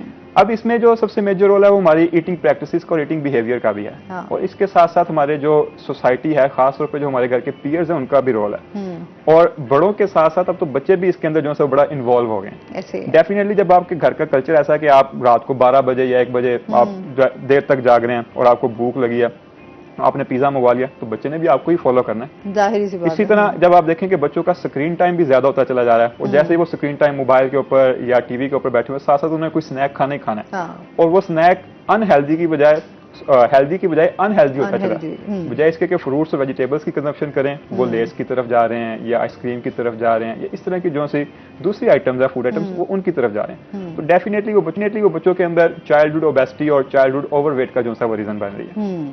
अच्छा, हम अभी डॉक्टर साहब से भी यही बात कर रहे थे क्योंकि हम लोग जो है वो अपने फसलों के हवाले से, ज़राअत के हवाले से बात हो रही थी, फूड के जिस तरह यहाँ हमारे जो है वो मैंगो का फेस्टिवल भी हो रहा है, तो उस हवाले से भी हम बात कर रहे थे कि वैरायटी जिस तरह हम लेकर आएंगे उसी तरीके से हम चीज़ों को, अपने आप को, लाइफस्टाइल को बेहतर कर सकते हैं। ऐसे ही डॉक्टर साहब आप क्या कहना चाहेंगे? बिल्कुल ऐसे ही है।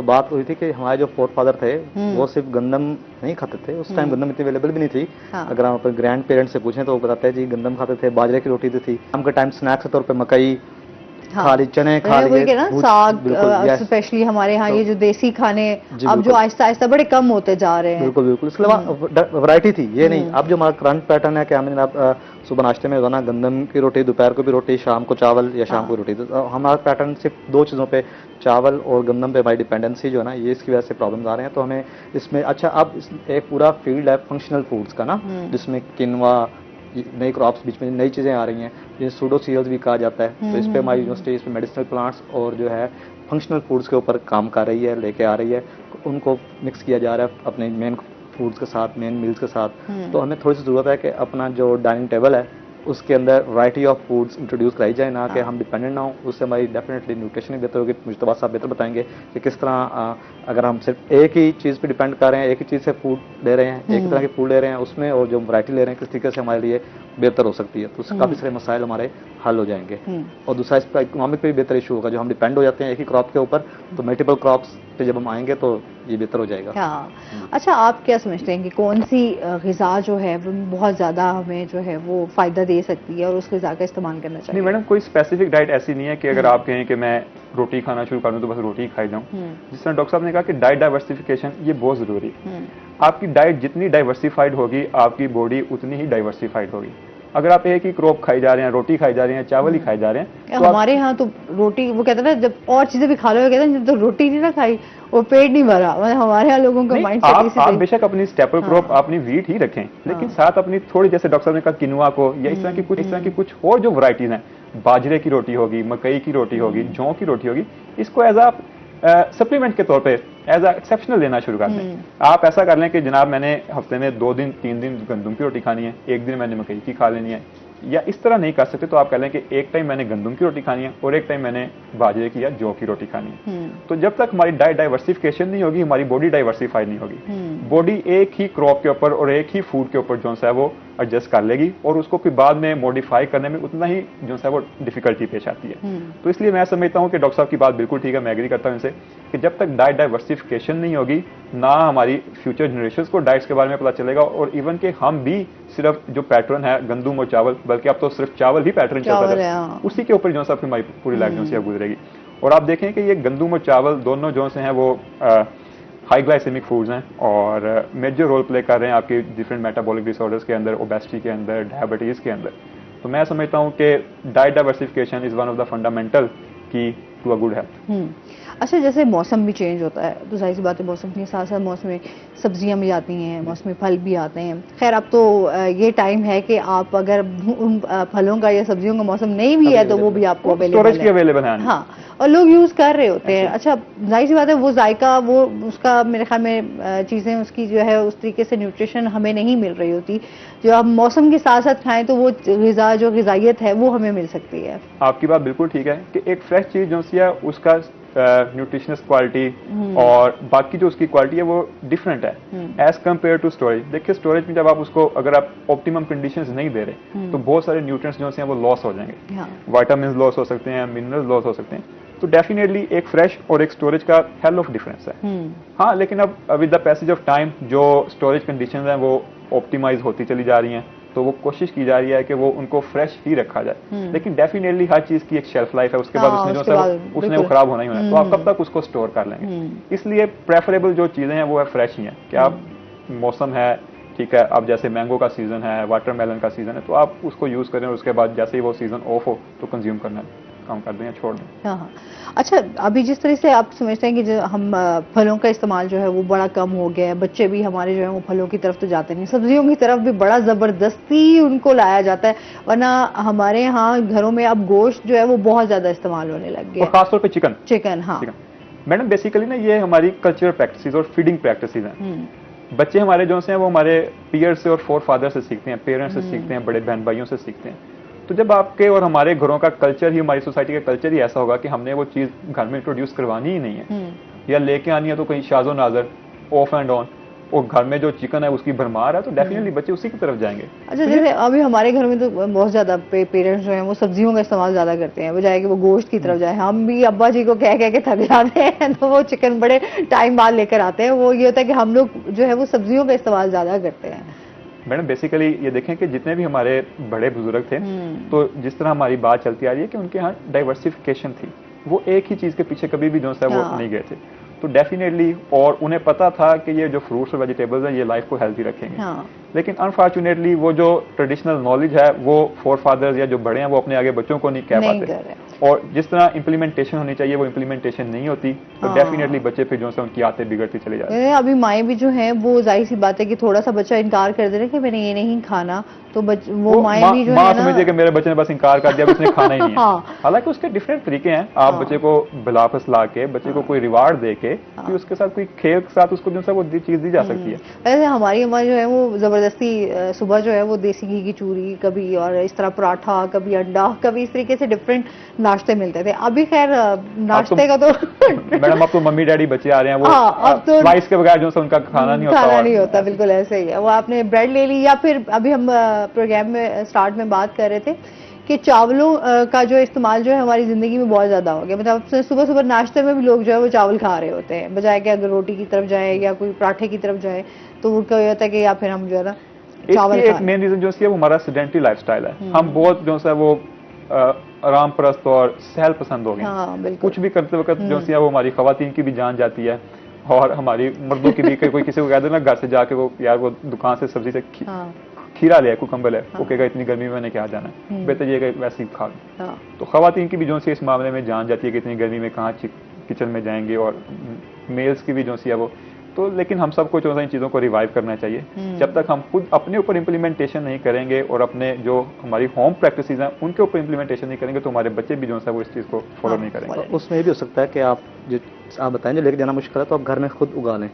मैं अभी पुदीना और धनिया भी लोग बाजार में किचन गार्डनिंग के हवाले से मैं अभी आपसे डॉक्टर साहब से बात, मेरे दिमाग में फौरन यही आया था कि जिस तरीके से ये बात चल रही थी, हमारे घरों में पहले जो है वो पुदीना और हरा धनिया, आपकी मिर्चें, टमाटर, ये हमारे घरों में ही गार्डन में जो है वो लगा दी जाती थी, और आप वहीं से ही हासिल कर लेते थे। चलें घर की फ्रेश चीज आपने ली। और अभी हमारे घरों में तो खैर घर ही बहुत छोटे छोटे हैं, और इस तरह के वहाँ पर इस तरह किचन गार्डनिंग के हवाले से अभी लोग जो है वो रुझान उस तरीके से नहीं है जिस तरीके से पहले था। इस हवाले से क्या एक्टिविटीज है? उसमें यह है कि हमें मतलब पॉट्स आए को तो वर्टिकल फार्मिंग, स्मॉल पॉट्स के अंदर धनिया या पौधे लगाने के लिए कोई बड़ी जगह आपको नहीं चाहिए। आप अपनी गैलरी के अंदर, किचन के अंदर, किचन की विंडो के अंदर आप एक पॉट के अंदर धनिया या पुदीना लगा सकते हैं। मतलब धनिया और पुदीना अगर हम बुजुर्गों से पूछे ना, तो वो तो बाहर से कभी लेते नहीं थे। तो हैरत की बात है कि अब हम ये भी मार्केट से जाके सबसे बड़ी शॉप से खरीद रहे होते हैं, वरना धनिया, पुदीना, मिर्चें ये तो एक फ्रेश भी है और एक साथ एक्टिविटी भी है। कोई बात जनरेशन नेक्स्ट देख रही है कि यार ये चीजें हमने घर में ग्रो करनी है, और साथ एक एक्टिविटी भी है कि आप किचन गार्डनिंग आप खुद करें, अपनी सब्जियां खुद ग्रो करें। आप साइड ना ग्रो करें, लेकिन कम से कम कुछ स्टार्ट तो करें ना। आप सिंपल से स्टार्ट तो लेना। आप कम से कम ये तो कहें पुदीना हमने खुद ग्रो करना है और यहाँ से लेना है। आप मिंट मार्गेटा बना के पिए, लेकिन फ्रेश पुदीने का बना के पिए। अच्छा, वो ये होता है कि वैसे ही हम लोग बहुत ज्यादा ना जहनी मसाइल का भी शिकार है। तो यही जो एक्टिविटीज हैं, अगर आप वैसे ही पौधों को लगाएं, या आप उनको जब भी आप उनका ख्याल रख रहे होते हैं, तो वो आपकी हेल्दी एक्टिविटी, आपका माइंड डाइवर्ट हो जाता है। तो आप बहुत ज्यादा जो है खुद को ये समझ लें कि मेंटल थेरेपी है कि आप जो है इनकी तरफ जाएंगे तो आपको बड़ा सुकून भी मिलेगा, और आप एक अच्छी हेल्दी एक्टिविटी में जाएंगे, और फिर घर की भी इंडोर एनवायरनमेंट भी आपका वो भी अच्छा बेहतर हो जाएगा। बिल्कुल ऐसे ही है। अच्छा, आप क्या समझते हैं कि जिस तरीके से जो ग़िज़ाएं हैं, किस तरीके के हमारे मील्स होने चाहिए? अगर हम सुबह का नाश्ता हो तो आप क्या सजेस्ट करेंगे कि किस तरह का नाश्ता होना चाहिए? एक तो जो मैं मैसेज डिलीवर करना चाहता हूँ वो ये है कि सुबह का नाश्ता जरूर करें। हमारी जो यूथ है, जो यंग जनरेशन है, school going mails and females दोनों हैं, वो ब्रेकफास्ट स्किप कर रहे हैं। हालांकि सुबह जब आप उठते हैं तो आपकी बॉडी बिल्कुल जीरो होती है, आपकी एनर्जी बिल्कुल जीरो होती है, और आपको वहाँ पर एक अच्छा खासा तगड़ा नाश्ता करने की जरूरत है। अच्छा खासा तगड़ा इस सेंस के वो एनर्जी डेंस भी हो और वो न्यूट्रिशन डेंस भी हो। उसमें मैं समझता हूँ कि उसमें कार्बोहाइड्रेट्स और प्रोटीन दोनों होने चाहिए, क्योंकि कार्बोहाइड्रेट्स आपकी एनर्जी का बेसिक सोर्स है, और प्रोटीन जो है वो आपको मसल बिल्डिंग के अंदर डेली लाइफ की जो एक्टिविटीज़ हैं, तो उसमें मैं समझता हूँ कि एक अच्छी खासी पराठा हो जाए तो वेल एंड गुड है। अगर हाँ कोई मतलब समझा कि मैं ओबीस हो जाऊंगा या उसको पराठा नहीं पसंद, तो वो सूखी रोटी भी खा सकता है। और इसके साथ साथ अंडा जो कि प्रोटीन का सोर्स है, कोई चने वगैरह होने चाहिए जो कि प्रोटीन का सोर्स है, और साथ दही होनी चाहिए जरूर। चाय की जगह मैं समझता हूँ कि दही एक अच्छा सोर्स है जो कि कैल्शियम का सोर्स भी है, इसके साथ साथ प्रोटीन का सोर्स भी है, और सबसे जो मोस्ट इंपॉर्टेंट थिंग कि वो आपके प्रोबायोटिक्स का सोर्स है, जो कि आपके स्टमक और गट हेल्थ को जो सब इंप्रूव करते हैं। तो मैं समझता हूँ कि नाश्ता जो है वो एक अच्छा होना चाहिए, जो कि कार्बोहाइड्रेट और प्रोटीन रिच होना चाहिए। सही। तो मजीद भी इनसे जानते हैं नाज़रीन, अभी हमने जाना ब्रेक पे, हमारे साथ रहिए।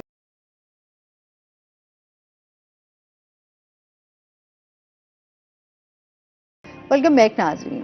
अच्छा जी, फूड की बात हो रही है तो आजकल तो वैसे ही हम देखते हैं सोशल मीडिया पे भी स्पेशली जो है वो बहुत ज़्यादा फूड व्लॉगिंग हो रही होती है, फूड के बारे में जो है वो डिफरेंट, जाहिर सी बात है हमारे यहाँ जो है अब खानों के हवाले से लोगों को ये होता है कि फिर हर तरह के जो खाने आप इंट्रोड्यूस करवा रहे होते हैं या नई जो चीज़ आपकी आ रही होती है मार्केट में, उसमें होता है लोगों को यार ये हमें ट्राई ज़रूर करना है।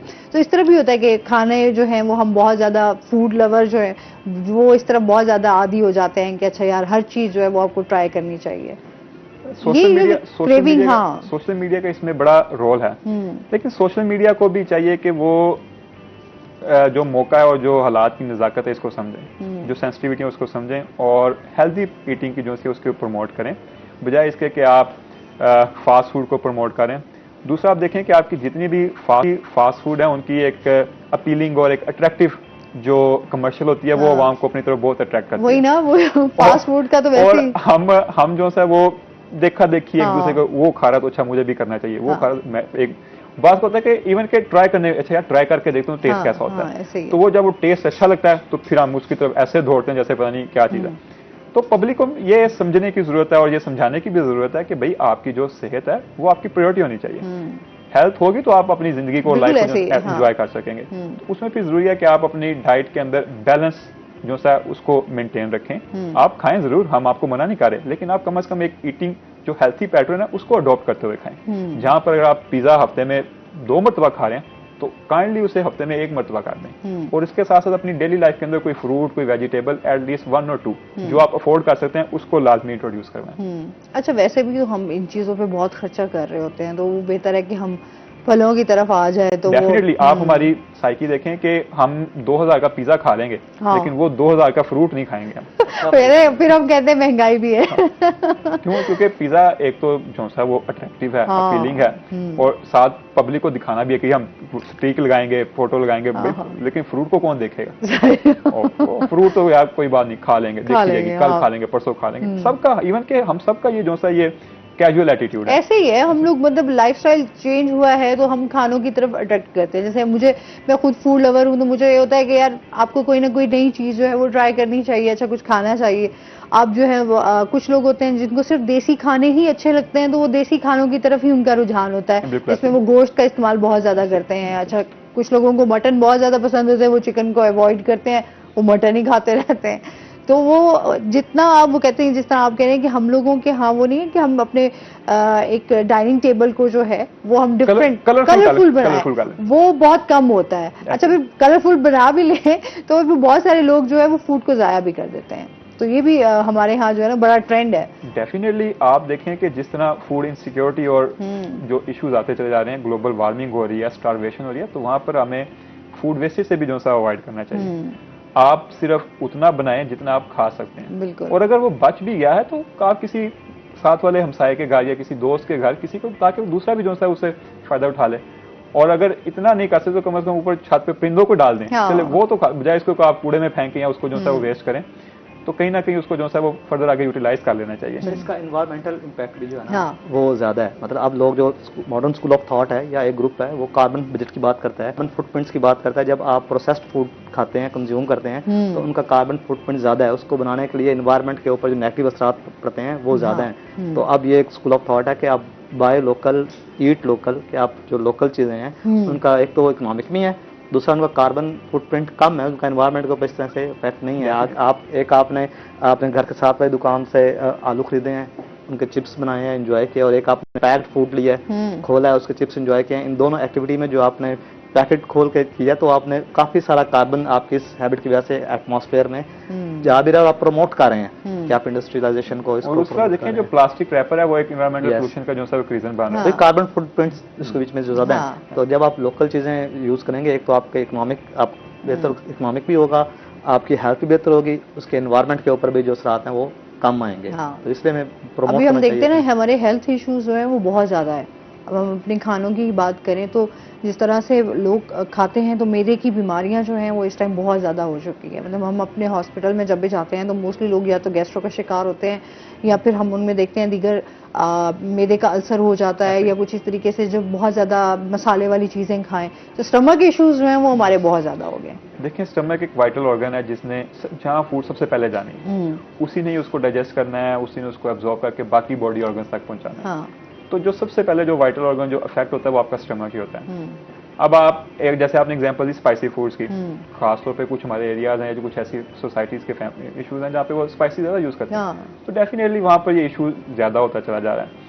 अब स्टमक अल्सर के साथ साथ या बाकी जो मैदे के मसाइल के साथ और बहुत सारे मसले मसाइल हैं। Pakistan is one of the leading countries in diabetes सबसे जो इस वक्त जो बहुत बड़ा इशू है, और खास तौर पे टाइप 2 डायबिटीज जिसकी एक मेन रीजन ओबेसिटी है। तो ओबेसिटी और जो हिडोनिक हंगर इनका सबसे डीप कनेक्शन है कि आपको भूख नहीं है, आप एक्स्ट्रा कैलोरीज ले रहे हैं, वो सारी की सारी आपकी फैट्स और ग्लाइकोजन की फॉर्म में आपकी बॉडी में स्टोर हो रही हैं जो फर्दर इंसुलिन रेजिस्टेंस बिल्ड कर रही हैं और आपको डायबिटीज की तरफ लेके जा रही हैं। इसलिए हर इंसान को चाहिए कि वो अपनी नीड्स के अकॉर्डिंग उनको आइडेंटिफाई करे कि भाई मेरा सेडेंटरी लाइफस्टाइल है, मैं ऑफिस में जॉब 9 to 5 ऑफिस में हूँ, फिर घर जाता हूँ, तो भाई मुझे क्या जरूरत है कि मैं 4000 किलो कैलोरीज लूँ, तो मैं अपनी 2000 किलो कैलोरीज जो मेरी रिक्वायरमेंट है उसके अकॉर्डिंग कंज्यूम कर लूँ। हाँ, अगर मैंने एक्स्ट्रा कैलोरीज कंज्यूम करनी है तो फिर मैं उतनी एक्सरसाइज भी करूँ ताकि वो यूटिलाइज हो जाए। एक्सरसाइज तो हमारी लाइफ में बहुत ही कम है, या तो हम लोग जाहिर सी बात है जिस तरीके से जो लोग जॉब कर रहे होते हैं या उनके पास तो टाइम ही नहीं होता कि वो जो है वो अपने लिए टाइम निकाल कर कोई थोड़ी बहुत जो है वो एक्सरसाइज की तरफ जाए। देखें मदर नेचर 3 बेसिक जो न्यूट्रिशन के प्रिंसिपल्स हैं जो हम सबको समझने की जरूरत है, वो ये है कि जो चीजें मदर नेचर ने पैदा की हैं उनकी कंजप्शन ज्यादा करें और जो मैन मेड और सिंथेटिक है उनकी कंजप्शन मिनिमाइज कर दें। दूसरा जो गोल्डन प्रिंसिपल है वो ये है कि जो मदर नेचर ने भी चीजें पैदा की हैं उनको भी बैलेंस में रखें। बैलेंस होना बहुत जरूरी है। ये नहीं है कि रोटी है तो बस रोटी खाई जा रहे हैं या चावल है जो हमारी डिस्कशन चल रही है चावल ही खाई जा रहे हैं, तो वहाँ उसका बैलेंस होना जरूरी है। और तीसरा जो प्रिंसिपल है वो है वॉक। जब तक आपकी लाइफ के अंदर फिजिकल एक्टिविटी या 15 से 20 मिनट या जितनी भी आपकी कैपेसिटी है वॉक नहीं होगी, आप यकीन करें इन्हीं मसलों का जो सब आप शिकार रहेंगे। हमारे जो फोरफादर्स जिनकी हेल्थ भी अच्छी थी और लाइफ स्पैन भी ज्यादा था, उनकी एक जो मेन रीजन थी उसकी अच्छी हेल्दी की वो उनकी फिजिकल एक्टिविटी थी। तो वो कई किलोमीटर पैदल वॉक कर रहे हैं या अपने खेतों में या अपनी फसलों के अंदर जाके जो सा वो काम कर रहे हैं। तो अब तो आप देखें कि हमारे जो विलेजेस जहाँ पे कहते थे कि हेल्थ अच्छी है, अब वहाँ पे कोल्ड ड्रिंक बड़ी आम है, तो वो शायद हमसे ज्यादा पी रहे हो। अच्छा, अब तो ये हाल होती है कि आप स्टेयर्स भी चढ़नी हो तो हम तो वो स्टेयर्स भी इतनी ज्यादा चढ़ सकते हैं, फौरन से सांस फूलना शुरू हो जाते हैं। वो यही है कि एक्सरसाइज ना होने की वजह से, और फिर जो जिस तरह की ग़िज़ाओं का हम इस्तेमाल कर रहे हैं। अच्छा, अभी जिस तरह कोल्ड ड्रिंक की आप बात कर रहे थे, जाहिर सी बात है ये हमें उस तरीके से कोई फायदा तो दे नहीं रही। अच्छा, गर्मियों में भी हम लोग जो है ना वो इसका इस्तेमाल बहुत ज्यादा हो जाता है, मतलब पानी की जगह जो है, पानी की जगह भी हम कोल्ड ड्रिंक पानी समझ के पी रहे हैं। हाँ। आप देखें कि कोल्ड ड्रिंक में 2 से 3 जो पॉइंट्स ध्यान में रखने वाले होते हैं कि extra calories in the form of sugar. आप एक अपने टिन कैन देखें तो उसके पिछले होते हैं कि 110 किलो कैलोरीज 109 या 110 किलो कैलोरीज आपको देगा, और आपको 2 मीडियम साइज के बनाना 110 किलो कैलोरीज दे रहे हैं। तो अब मुझे आप खुद ये फैसला कर लें कि एक वो टिन कैन ज्यादा बेहतर है या 2 बनाना ज्यादा बेहतर है। बिल्कुल ऐसे ही है। और इसके साथ साथ इसमें कार्बोनिक एसिड्स हैं जो कि आपकी बॉडी की जो कैल्शियम है उनको खत्म करते हैं, उनको लॉस कर रहे हैं, और खवातीन तो खासतौर पे कैल्शियम डेफिशिएंसी का शिकार है। तो हम आपको मना नहीं कर रहे, हम खुद भी कोल्ड ड्रिंक का यूज करते हैं, लेकिन उसको एक लिमिटेड अमाउंट में। आप डेली की बजाय उसको हफ्ते में 1 आधी मरतबा, तो दैट्स ओके। क्योंकि अब देखने वाले भी हैं, मैं खुद भी कहूंगी बड़ा मुश्किल काम हो जाएगा। वो कहे जी हफ्ते में 1 दिन आप कोल्ड ड्रिंक, अब तो आप किसी के घर भी जाए ना तो आप मेहमान बने तो वो सबसे पहले आपसे जो है ना, वो पहले होता था या तो चाय आ जाती थी, अब आपका जो है वो चाहे सर्दियां हो चाहे गर्मियां हो तो आपको जो है वो कोल्ड ड्रिंक जो है वो आ जाती है। अब यहाँ पर हमें खुद को सेल्फ कंट्रोल करने की जरूरत है। अगर हम चाहते हैं कि हमारी लाइफ हेल्दी रहे और हमारी बात पब्लिक तक पहुंचे तो फिर इसको खुद पे इम्प्लीमेंट करने की जरूरत है। बिल्कुल ऐसे ही है। तो जब तक आपका सेल्फ कंट्रोल नहीं होगा, आप उन्हें मना कर दें, उन्हें कहें कि आप अपना क्यों, आप अपने पैसे भी बचाएं और मेरी सेहत का भी ख्याल रखें। आप मुझे सादा पानी पिला दें। तो ट्रेडिशनल ड्रिंक्स भी बिल्कुल ऐसे लस्सी, सत्तू, कंजमीन। अच्छा, ये बड़ा होता था आप सत्तू का, जिससे अभी बात बहुत सारे अब लोगों को सत्तू का पता ही नहीं होगा। तो हमारे यहाँ पर जनूबी पंजाब में तो सत्तू बहुत ज्यादा, यहाँ पर लोग उसका शरबत बनाकर पीते हैं।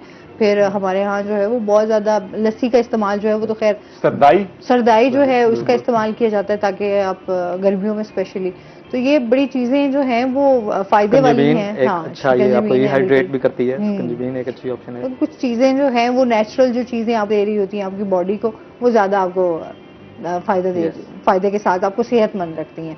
अच्छा, इसके साथ ही जो है हम लोग ये भी देखते हैं कि यहाँ पर हमारे यहाँ जो है खानों का जो ट्रेंड है, एक देसी जैसे साग, हरे पत्तों वाली जो सब्जियां हैं उनका इस्तेमाल किया जाता है, जिसमें वो हम लोग देखते हैं आयरन के हवाले से यहाँ पर बहुत ज़्यादा, अब ख़वातीन में भी जो है वो आयरन की कमी होती है, उसमें भी आप उसके हवाले से भी ज़रा गाइड करिएगा कि किस तरीके का इस्तेमाल जो है वो किया जा सकता है। बेसिकली फीमेल जब प्यूबर्टी को हिट करती है तो वहीं पर उसके अंदर जो है हमें डाइट को इम्प्रूव करने की ज़रूरत है, क्योंकि she is at that child bearing age. तो इस एज में होता है कि हम कहते हैं कि ज़्यादा नहीं खाना, हमारे यहाँ जो कॉमन ट्रेंड और जो कॉमन साइकी है लोगों की, मोटी हो जाओगी, फिर लोग क्या कहेंगे। तो यहाँ पर हमें वहाँ पे पेरेंट्स को भी समझने की ज़रूरत है और उस बच्चे को भी समझाने की ज़रूरत है कि आपने वहाँ पर अपनी डाइट को in terms of nutritional quality improve करना है।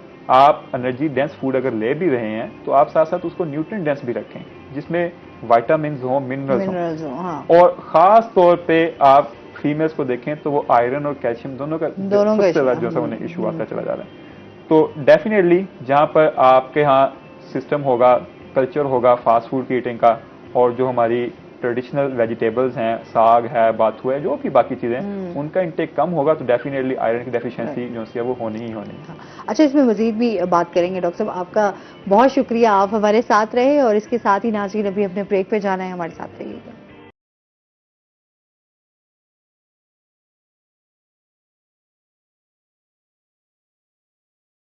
वेलकम बैक नाजरीन। और इसके साथ ही जिस तरीके से सेहत की बात हो रही है और हमारे खानों की ग़िज़ाओं की बात हो रही है, तो वहीं हमारी स्किन के लिए भी जो है हम समझते हैं कि अपनी स्किन को, अपने आप को खूबसूरत रखना भी बहुत ज़्यादा वहाँ पर ज़रूरी है। तो हमारे साथ कॉल पे जो डॉक्टर मुनीर शाह मौजूद हैं, जो कि एस्थेटिक फिजिशियन है। अस्सलाम वालेकुम।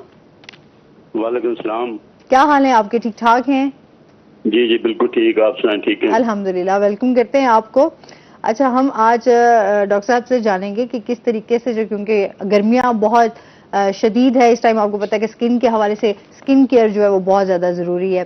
तो डॉक्टर साहब बताइएगा कि धूप से जो है वो चेहरे पर आपके जो है वो पैचेस पड़ना स्टार्ट हो जाते हैं, छाइयाँ जो आजकल हमारा सबसे ज़्यादा जो ख़वातीन में हम देख रहे हैं, छाइयाँ और झुर्रियाँ जो हैं वो बहुत तेज़ी से पड़ रही हैं।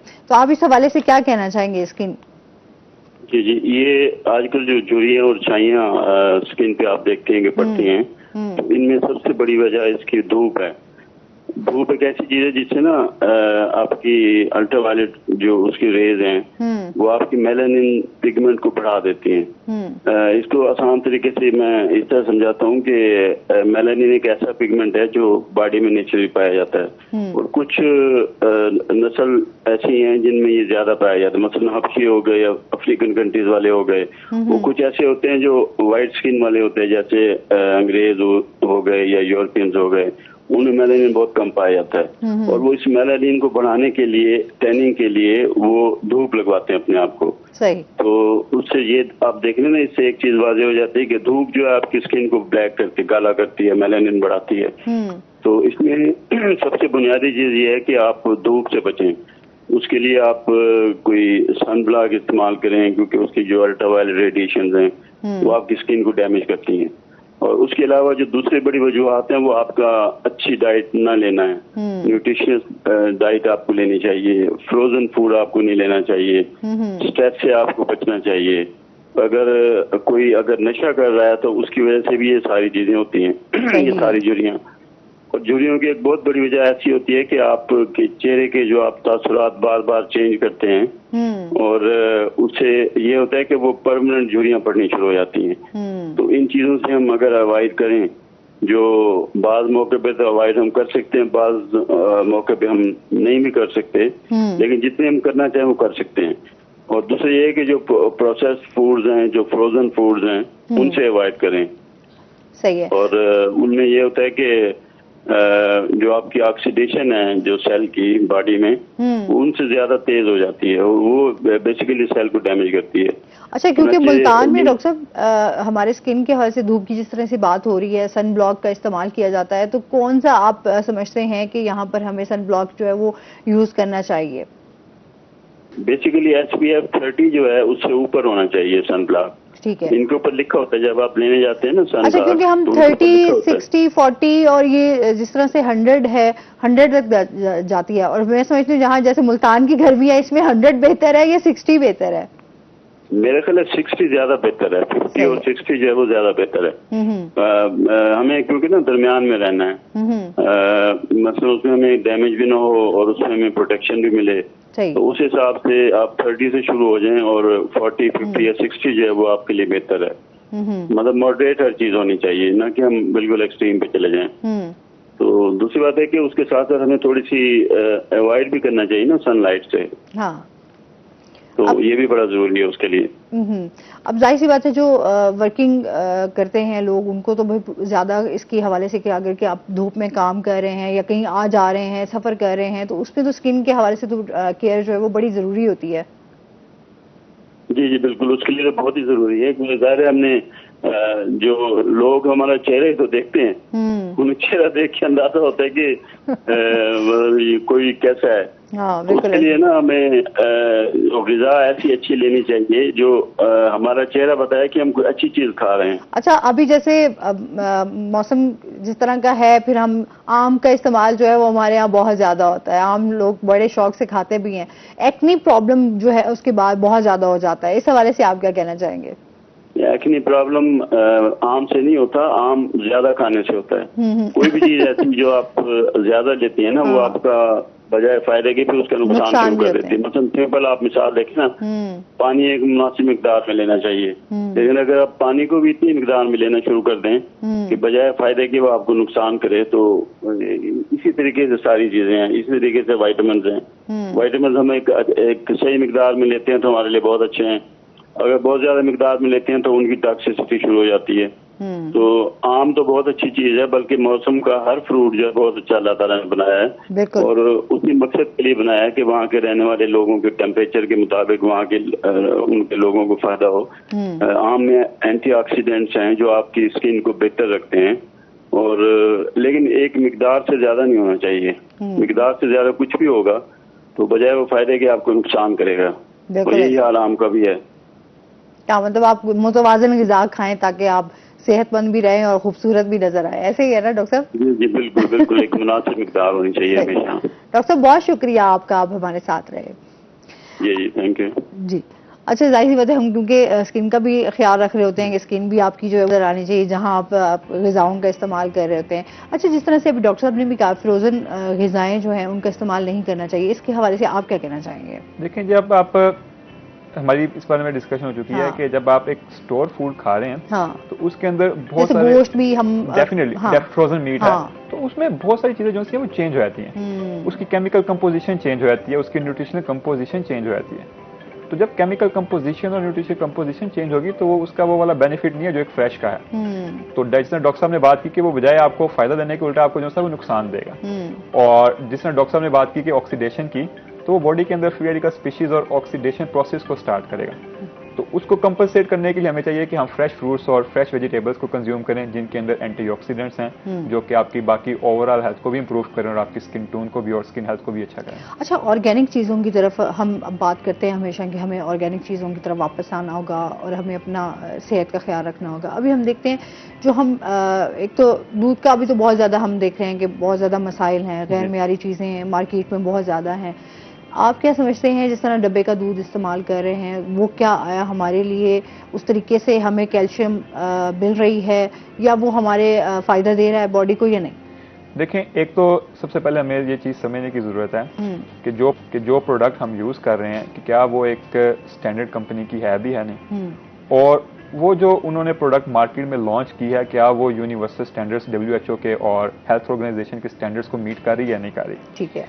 इसके साथ साथ जो दूसरी चीज़ हमें समझने की ज़रूरत है कि जब भी कोई हम प्रोडक्ट यूज़ कर रहे हैं तो उसके ऊपर जो उसकी लेबलिंग है उसको अच्छे तरीके से पढ़ लें कि इसके अंदर कौन कौन सी चीज़ें हैं और कौन कौन सी चीज़ों के अंदर डेफिशिएंट है। अब हमारे यहाँ क्या है कि हमारे यहाँ टी वाइटनर को एज अ दूध यूज़ किया जा रहा है। हालांकि तरंग या जो बाकी कंपनीज हैं वो एक टी वाइटनर के तौर पर उसको यूज़ कर रही हैं, लेकिन हम जो है वो मतलब उसको दूध के तौर पर इस्तेमाल करें। तो ड्यूरिंग प्रोसेसिंग आपके बहुत सारे जो से विटामिन हैं या जो न्यूट्रिएंट्स हैं वो लॉस हो जाते हैं। और खास तौर पे इतने हाई टेम्परेचर पे जब आप दूध को पास्चराइज करते हैं, बॉयल करते हैं, तो प्रोटीन डीनेचर होने के चांसेस होते हैं।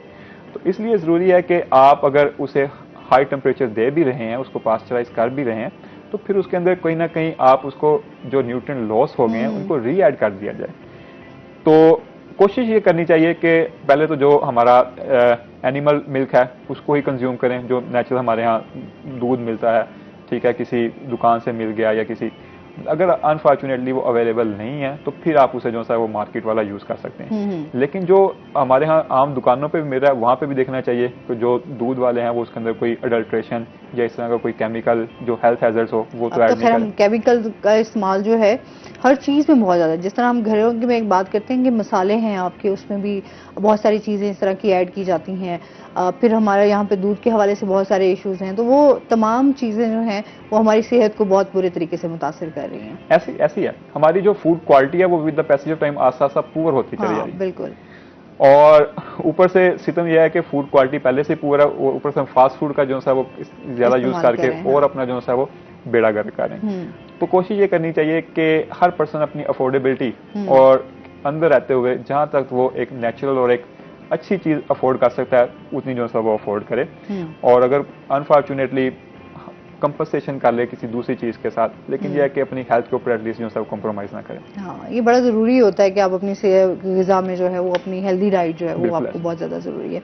अच्छा, इसके साथ ही ये भी आपसे जानना चाहूँगी, जिस तरह हम फास्ट फूड की बात करते हैं, आप डेली फास्ट फूड खाते हैं तो ओबेसिटी की तरफ जाते हैं, तो जो अपना वेट लॉस करना चाह रहे हैं उस हवाले से भी बताइएगा कि क्या डाइट प्लान होना चाहिए, किस तरह की ग़िज़ा का इस्तेमाल। जो वेट लॉस स्ट्रेटजी है ये एक सिंगल आपकी अप्रोच से कभी भी सक्सेसफुल नहीं है। यहाँ पर आपको मल्टीपल स्ट्रेटजीज को अडॉप्ट करने की जरूरत है। एक तो यह है कि आप अपनी डाइट का भी ख्याल रखें, जो extra calories in the form of fast food, in the form of bakery items और कोल्ड ड्रिंक्स आप ले रहे हैं उनको मिनिमाइज करें, और जो आपकी ओरिजिनल बॉडी की रिक्वायरमेंट्स हैं उन कैलोरी। सही। अच्छा, इस पे बात करते हैं नाज़रीन, अभी हमने जाना ब्रेक पे, हमारे साथ रहिएगा।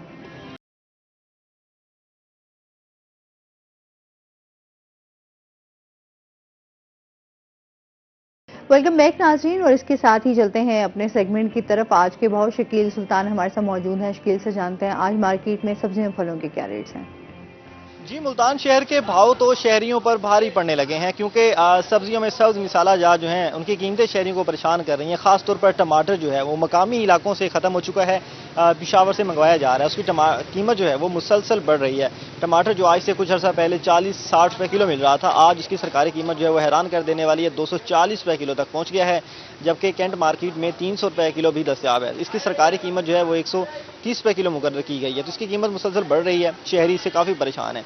जबकि सब्जियों में हम दीगर चीज़ों की बात करें, जिसमें अदरक की 6 सेंचुरियाँ मुकम्मल हो चुकी हैं, लहसन की 4 सेंचुरियाँ, जबकि लीमू की तो 5 सेंचुरियाँ हो चुकी हैं। गर्मियों में पहले ऐसा होता था कि लीमू बड़े कम दामों में दस्तयाब होता था, क्योंकि पानी बनाने के लिए बहुत ज़्यादा इस्तेमाल होता है और कई डिशेज़ में भी इसको शामिल किया जाता है, लेकिन इन दिनों इसकी कीमत 500 रुपये किलो है और सरकारी कीमत 304 है। शहरी इससे भी काफ़ी परेशान नजर आते हैं। लेकिन अदरक की कीमत जो है वो इन दिनों सरकारी और मार्केट की कीमत बराबर हुई है। सरकारी और मार्केट की कीमत जो है वो 600 रुपये किलो तक दोनों की कीमत है। पहले कभी ऐसा नहीं हुआ कि अदरक की सरकारी और मार्केट की कीमत एक जैसी हो। पहले मुतालबा किया जाता था कि सरकारी कीमतों पर अमल दरामद करवाएं, अब सरकारी कीमत पर अमल दरामद हो चुका है, लेकिन कीमत इतनी ज़्यादा है कि आम शहरी अदरक नहीं खरीद सकता है। इसके साथ अगर बात करें सब्ज़ मिसाला जात में दीगर चीज़ों की, जिसमें हरी मिर्च 120 में फ़रोख्त की जा रही है, प्याज भी 120 में फ़रोख्त किया जा रहा है, जबकि इन दोनों की सरकारी कीमत इससे मुख्तलिफ है। हरी मिर्च की सरकारी कीमत 70 है, प्याज की सरकारी कीमत 86 है, जबकि आलू 76 रुपये की बजाय मार्केट में 100 रुपये किलो फ़रोख्त किया जा रहा है। मौसमी सब्जियों की बात करें, जिसमें टिंडा और भिंडी जो हैं वो 150 से लेकर 200 में फ़रोख्त हो रहे हैं। और फलों की तरफ जाएँ तो फलों में आम की कीमतें मुख्तलिफ हैं, अक़साम के हवाले से भी। दुशहरी जो है वो 250 तक मिल रहा है, उसके साथ अनवर इटोल कम दस्तयाब है, जबकि सिंधड़ी और चौंसा जो हैं वो 250 तक भी फ़रोख्त किए जा रहे हैं। जबकि अक्सर आम रेडियों पर क्वालिटी के हिसाब से आम की कीमत जो है वो कम से कम 80 भी है। लेकिन फलों में अक्सर ऐसा होता है कि क्वालिटी के हवाले से, अक़साम के हवाले से कीमतें भी मुख्तलिफ होती हैं। चेरी जो है वो 400 तक मुकर्रर है और आम मार्केट में भी 400 में फ़रोख्त की जा रही है, जबकि लीची जो है वो क्वालिटी के हिसाब से वो 300 से लेकर 400 में, खुबानी 200 से लेकर 300 रुपये किलो में, आलू बुखारा 300 से लेकर 400 रुपये फी किलो में फ़रोख्त किया जा रहा है। अगर चिकन और अंडे की मार्केट को आज देखा जाए तो चिकन की कीमत आज 377 रुपये किलो मुकर्रर किया गया है। ऐसा कम बड़े दिनों बाद हुआ है कि चिकन जो है वो इन दिनों मुल्तान में सस्ता है। 377 एक नॉर्मल कीमत है। इससे पहले चिकन 700 तक भी मिल रहा था। तो इन दिनों इसकी कीमत में उतार चढ़ाव तो जारी रहता है। 5 से 10 रुपए का 350 से 400 के दरमियान चिकन जो है इसकी कीमत मुकर्रर की जाती है। जबकि अंडे 232 रुपये दर्जन के हिसाब से सरकारी कीमत मुकर्रर की गई। और अक्सर ऐसा होता है गर्मियों में अंडे जो हैं वो सरकारी और मार्केट की कीमत एक जैसी होती है। लेकिन इन दिनों शहरी जो परेशान हैं वो दो चीज़ों से है। एक जो टमाटर महंगा हो रहा है और दूसरा वो फल जो नाजायज़ मुनाफाखोरी की भीड़ चढ़े हुए हैं, क्योंकि उनकी सरकारी कीमत बहुत कम है, मकामी इलाकों से मंगवाए जाते हैं। लेकिन शहरियों ने उसकी कीमत जो है वो बहुत ज़्यादा लगाई है, जिसमें लीची जो है उसकी कीमत आम शहरी की पहुंच से दूर है। कुछ खास अक़साम के आम हैं उनकी कीमत बहुत ज़्यादा लगाई हुई है, उनकी सब मार्केट की कीमत बहुत कम है। तो आम शहरियों का ज़िले इंतज़ामिया से ये मुतालबा है कि वो सब्जियां और फल जिन पर नाजायज़ मुनाफा वसूल किया जा रहा है उनकी कीमतों को कम किया जाए, ताकि आम शहरियों को खाने पीने की चीज़ें खरीदने में आसानी हो सके और अच्छी ज़िंदगी गुजार सके। जी बहुत शुक्रिया शकील सुल्तान आपका। अच्छा, हम वेट लॉस की तरफ बात कर रहे थे कि किस तरीके से जो है वो ग़िज़ा इस्तेमाल करें। हमारी डिस्कशन जा रही थी कि वेट लॉस ये कभी भी एक सिंगल स्ट्रेटजी से आप इसको अप्रोच नहीं कर सकते। आपको 2 या 3 स्ट्रेटजीज अडॉप्ट करने की ज़रूरत है। एक तो ये है कि आप अपनी जो कैलोरीज हैं उनको जो आपकी बॉडी की ओरिजिनल डिमांड है उसके अकॉर्डिंग लेकर आएँ। और दूसरा ये है कि आप फिजिकल एक्टिविटी कभी भी डाइटिंग से या खाना छोड़ देने से आपकी कभी भी वेट लॉस नहीं होता, बल्कि आपकी बॉडी बहुत सारे एसेंशियल न्यूट्रिएंट्स की डेफिशिएंसी होना शुरू होती है। तो बॉडी की जो जितनी रिक्वायरमेंट्स हैं आप उतनी ही रखें, लेकिन साथ फिजिकल एक्टिविटी को लेकर आएं। सही। और जो तीसरी चीज है वो है साइकोलॉजिकल थेरापी, कि आप अपने आप को साइकोलॉजिकली स्ट्रांग भी करें, सेल्फ कंट्रोल रखें अपने ऊपर, कि अगर आपके सामने कोई चीज आ जाए जो आपको बहुत पसंद है लेकिन वो आपका वेट बढ़ा रही है, तब भी आप इतना कंट्रोल हो कि आप उसको हाथ तक न लगाएं। मीठे की बहुत ज्यादा क्रेविंग होती है ना, आइसक्रीम वगैरह की और इस तरह की। हमारे यहाँ होता भी ये है कि अगर हम किसी के घर एज गेस्ट चले जाएं तो वो लाके बोतल रखता है, तो हम उसका दिल रखने के लिए बोतल पी लेते हैं। और भाई उसका दिल रखने के चक्करों में आप जो सब अपनी सेहत का जो सा वो सत्यानाश कर लेंगे। तो आप उन्हें सिंपल कहें कि भाई आप अपने भी पैसा बचाएं, क्योंकि इन्फ्लेशन इतनी ज्यादा हो चुकी हुई है, और हमारी भी सेहत का ख्याल रखें। आए दोनों मिलकर पानी पीते हैं। आए मिलकर। अच्छा, पानी का भी इस्तेमाल जो है वो हमारे यहाँ बहुत ज्यादा कहा जाता है ना कि आपको पानी बहुत ज्यादा से ज्यादा पिए। तो कुछ जी इस तरह से भी होता है कि आप बहुत ज्यादा पानी का इस्तेमाल करते हैं तब भी वो आपकी सेहत को नुकसान पहुंचा रहा है। Definitely excess of everything is bad.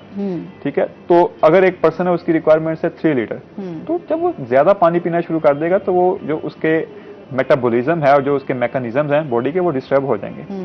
तो उसको अपनी रिक्वायरमेंट्स के अकॉर्डिंग ही, हाँ, पर्सन टू पर्सन और जेंडर टू जेंडर ये चीजें वेरी करती हैं। मेल्स की रिक्वायरमेंट्स कुछ हो रहे हैं, फीमेल्स की रिक्वायरमेंट्स कुछ हो रहे हैं। इसी तरह एक जो मजदूर है, जो लेबर है, जो धूप में काम कर रहा है, उसकी रिक्वायरमेंट्स डेफिनेटली बहुत ज्यादा है। और एक जो एसी के अंदर बैठा हुआ काम कर रहा है एक पर्सन है, तो उसकी रिक्वायरमेंट्स कुछ हो रहे हैं। तो पानी आल्दो के स्किन को हेल्दी रखता जरूर है और आपकी अच्छी चीज है, लेकिन जब आप उसको जरूरत से ज्यादा इस्तेमाल करेंगे तो वो भी आपके लिए टॉक्सिक हो जाएगा।